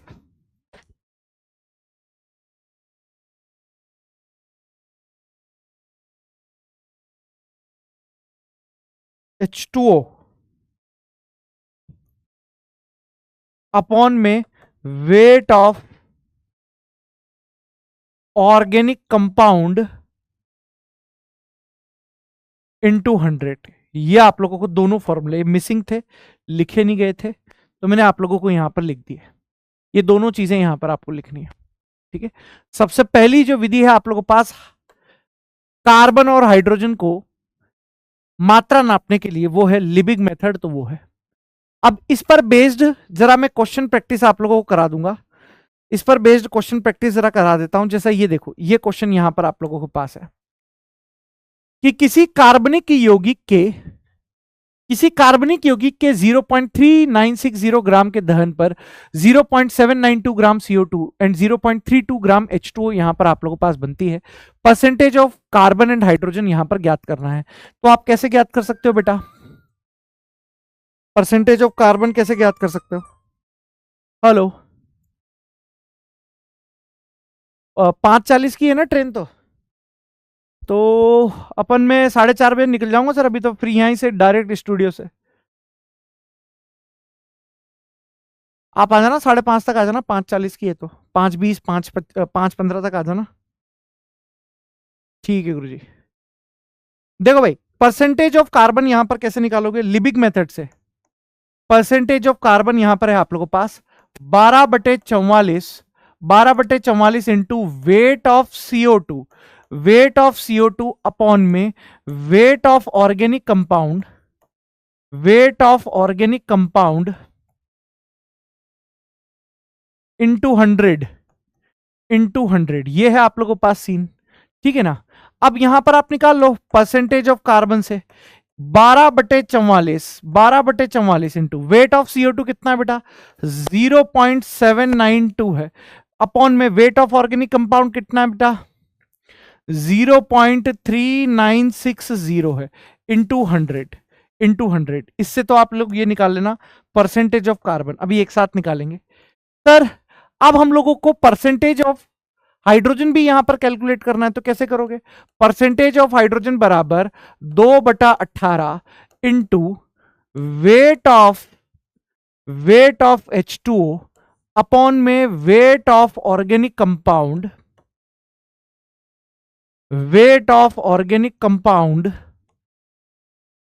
into 100। ठीक है, ये हो गया। तो बस यहां पर आप वैल्यू रख दीजिए, percentage of hydrogen is equals to 2/18 into, बताओ वेट ऑफ H2O कितना है आप लोगों के पास सर 0.324 अपॉन में weight of organic compound 0.3960 into यहां पर 100। बस कैलकुलेट कर लो, आंसर आ जाएगा। कैलकुलेट कर लो बेटा, आंसर आप लोगों के पास यहां पर आ जाएगा। चलो मैं करके बता देता हूं, जैसे 0.792 इंटू 100 79.2, ठीक है, 79.2 डिवाइडेड बाय 0.3960 200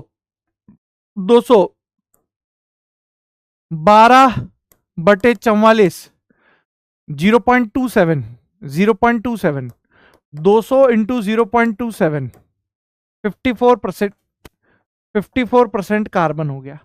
54% क्या हो गया बेटा कार्बन हो गया। इधर आ जाओ, अब है आप लोगों के पास 0.324 इंटू 100 32.4, ठीक है, 32.4 डिवाइडेड बाय 0.3960 81.81, ठीक है, 2/18 81.81 इंटू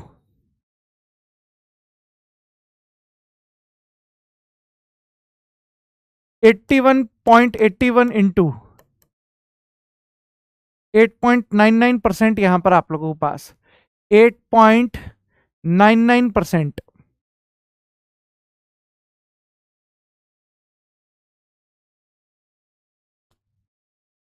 गलती तो नहीं होगी,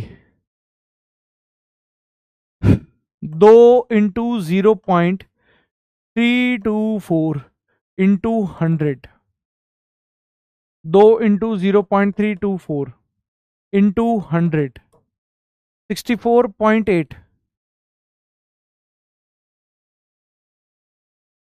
18 इंटू 0.3960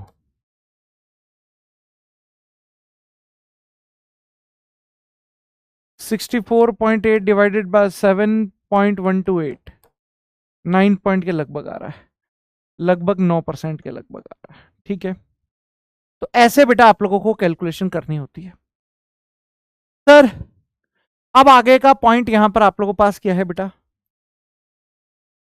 आगे का पॉइंट है यहां पर ड्यूमा विधि।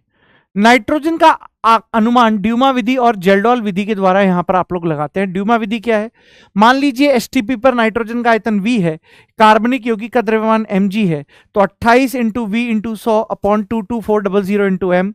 जेल्डॉल विधि में आप क्या करोगे, ऑर्गेनिक कंपाउंड में H2SO4 मिलाओगे, NH4 NaOH NH3 में कन्वर्ट होगा, फिर H2SO4 मिलाकर NH4 ठीक है।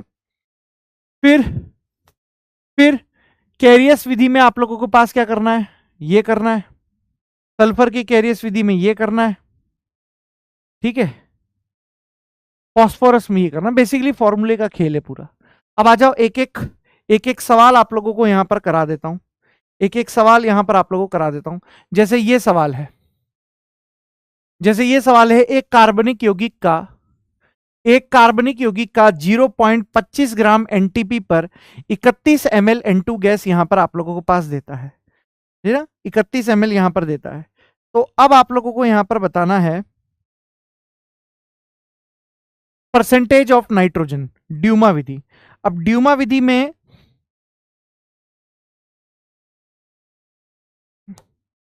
इसमें डाटा नहीं दिया हुआ है क्या, में डाटा नहीं है, ये इसमें है, हाँ इसमें है। इसमें देखो, ड्यूमा विधि में 14 डिग्री सेंटीग्रेड एवं 758 दाब पर किसी कार्बनिक यौगिक के 0.2033 ग्राम से 31.7 ml नम N2 गैस प्राप्त होती है। यदि 14 डिग्री सेंटीग्रेड पर जलीय तनाव 14 mm है, तब नाइट्रोजन का प्रतिशत आप ज्ञात कीजिए। कैसे करेंगे आप इस सवाल को, जरा आप देखने की कोशिश कीजिए। तो ड्यूमा विधि में याद रखना था आप लोगों को सवाल, सबसे पहले तो पी टोटल देखो, यहां पर पी टोटल आप लोगों के पास कितना दिया हुआ है, तो ये दिया हुआ है 758 mm, ठीक है। अब जलीय तनाव एक्वस टेंशन, एक्वस टेंशन यहां पर आप लोगों के पास दिया हुआ है 14 mm, 14 mm, ठीक है ना सर। T1 यहां पर आप लोगों के पास है 14 डिग्री सेंटीग्रेड, केल्विन में बदलोगे तो 273 प्लस 14 287 केल्विन हो जाएगा, ठीक है। V1 यहां पर आप लोगों को दिया हुआ है 31.7 ml, 31.7 ml दिया हुआ है। तो और T2 T2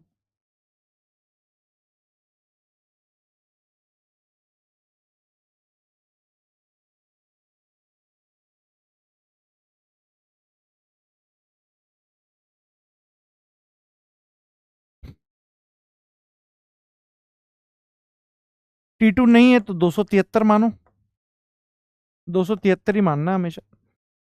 तो P total minus aqueous tension, minus aqueous tension V1 T1 is equals to आ जाएगा P2 V2 अपॉन में T2। अब P2 कितना मानोगे, P2 आप लोगों को मानना पड़ेगा बेटा यहां पर 760 एक एटमॉस्फेयर, P2 हमेशा 760 अगर नहीं दिया है तो mm ऑफ Hg। तो अब बस यहां से वैल्यू पुट कीजिए। पी टोटल कितना है आप लोगों के पास 758 माइनस 14, 758 माइनस 14, ठीक है। वी कितना है बेटा यहां पर आप लोगों के पास, वी दिया हुआ है आप लोगों को 31.7, 31.7। T1 कितना है बेटा आप लोगों के पास 287, 287। P1 कितना है यहां पर, सॉरी P2 760, V2 कितना है, V2 निकालना है और यहां पर है 273, 273। तो V2 यहां से आप लोग जब कैलकुलेट करोगे तो कितना आ जाएगा, मैं कर लेता हूं।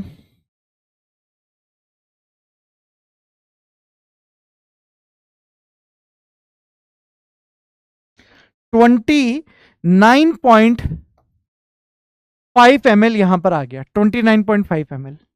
अब परसेंटेज ऑफ नाइट्रोजन ज्ञात करना है, तो अब लगा दो आप, क्या लगाओगे, ड्यूमा मेथड में परसेंटेज ऑफ नाइट्रोजन कैसे निकालते थे सर, ऐसे 28/22400 इंटू V2 इन ml अपॉन में weight of organic compound, weight of organic compound into 100, ठीक है। तो परसेंटेज ऑफ नाइट्रोजन से आप कैलकुलेट कर लेना 28/22400 इंटू V2 यहां पर कितना रखा हुआ है आप लोगों ने, V2 है 29.5 अपॉन में वेट ऑफ ऑर्गेनिक कंपाउंड यहां पर 0.2033 है इंटू 100 है। जब आप इसको सॉल्व करोगे तो ये वैल्यू आएगी लगभग 17.45%, 17.45% आएगी। ऐसा ही एक सवाल यहां पर भी है, ड्यूमाम का एक सवाल मैं आप लोगों को दे रहा हूं। ऐसा एक और सवाल है, ये ऐसा एक और सवाल है, इस सवाल को आप होमवर्क में करना, ठीक है। इस सवाल को एक बार होमवर्क में सेम प्रोसेस से, सेम प्रोसेस से बेटा आप लोगों के पास यहां पर हो जाएगा, ठीक है भाई, ठीक है, यस। अब जेल्डॉल विधि का देख लेते हैं यहां पर, जेल्डॉल विधि का यहां पर आप लोगों के पास क्वेश्चन देख लेते हैं, क्या आप लोगों के पास आएगा। जेल्डॉल विधि का एक एक सारी वैरायटी के क्वेश्चन जल्दी से देख लेते हैं, ठीक है। जल्दी से यहां पर देख लेते हैं। जेल्डोल विधि में 0.75 ग्राम किसी कार्बनिक यौगिक से प्राप्त NH3 को उदासीन करने के लिए 0.25 नॉर्मल H2SO4 का 30 ml H2SO4 उपयोग में लाया गया है। तो यौगिक में नाइट्रोजन की प्रतिशतता क्या होगी? तो भाई सिंपल सा फॉर्मूला आप लोगों को पास था, percentage of nitrogen is equals to 1.4 into N into V, N into V upon में weight of organic compound,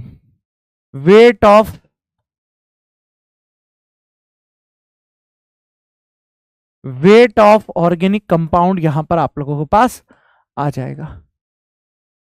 1.4 normality कितनी दे रखी है? 0.25 इंटू 30 अपॉन में 0.75। इसको सॉल्व करो, कितना आ रहा है बेटा आप लोगों के पास? 14% आ रहा है। ऐसा ही एक और सवाल है ये जेल्डोल विधि का। ऐसा ही एक और सवाल है बेटा आप लोगों के पास जेल्डोल विधि का। ठीक,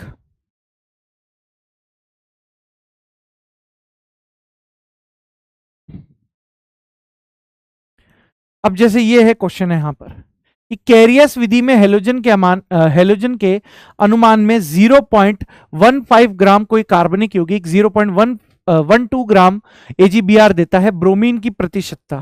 तो कैसे निकालोगे आप ब्रोमीन की प्रतिशतता? यहां पर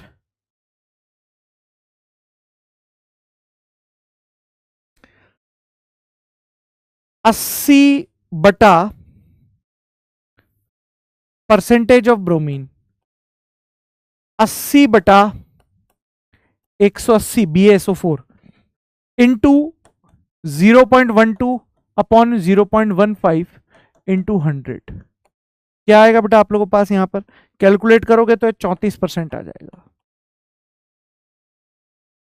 ऐसे करने होते हैं बेटा। अब ये क्वेश्चन है आप लोगों के पास, सल्फर के अनुमान में कोई कार्बनिक यौगिक बेरियम सल्फेट देता है, सल्फर की प्रतिशत मात्रा ज्ञात करो। कैसे करोगे?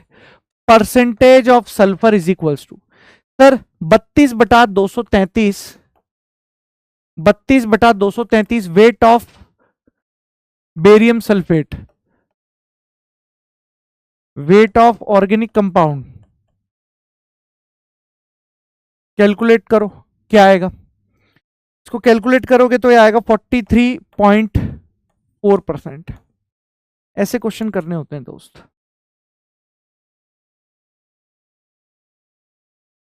ठीक है,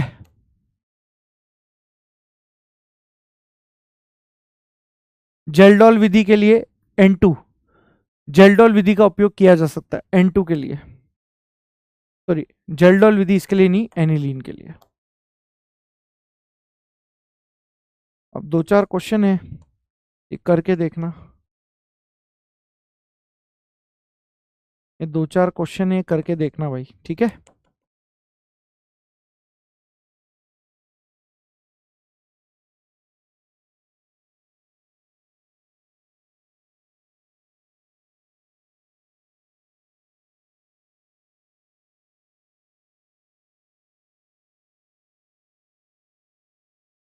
और ये कुछ इंपॉर्टेंट पॉइंट्स है, इनको पढ़ लेना।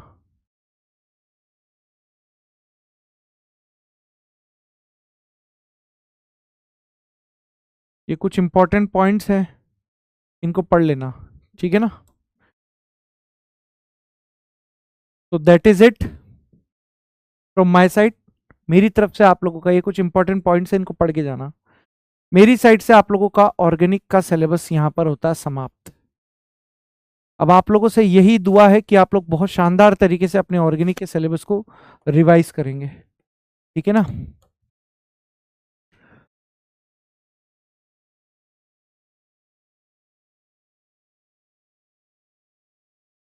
Qualitative analysis, quantitative analysis,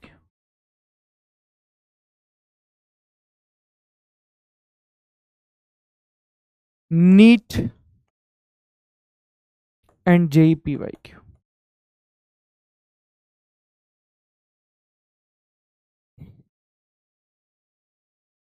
all the very best.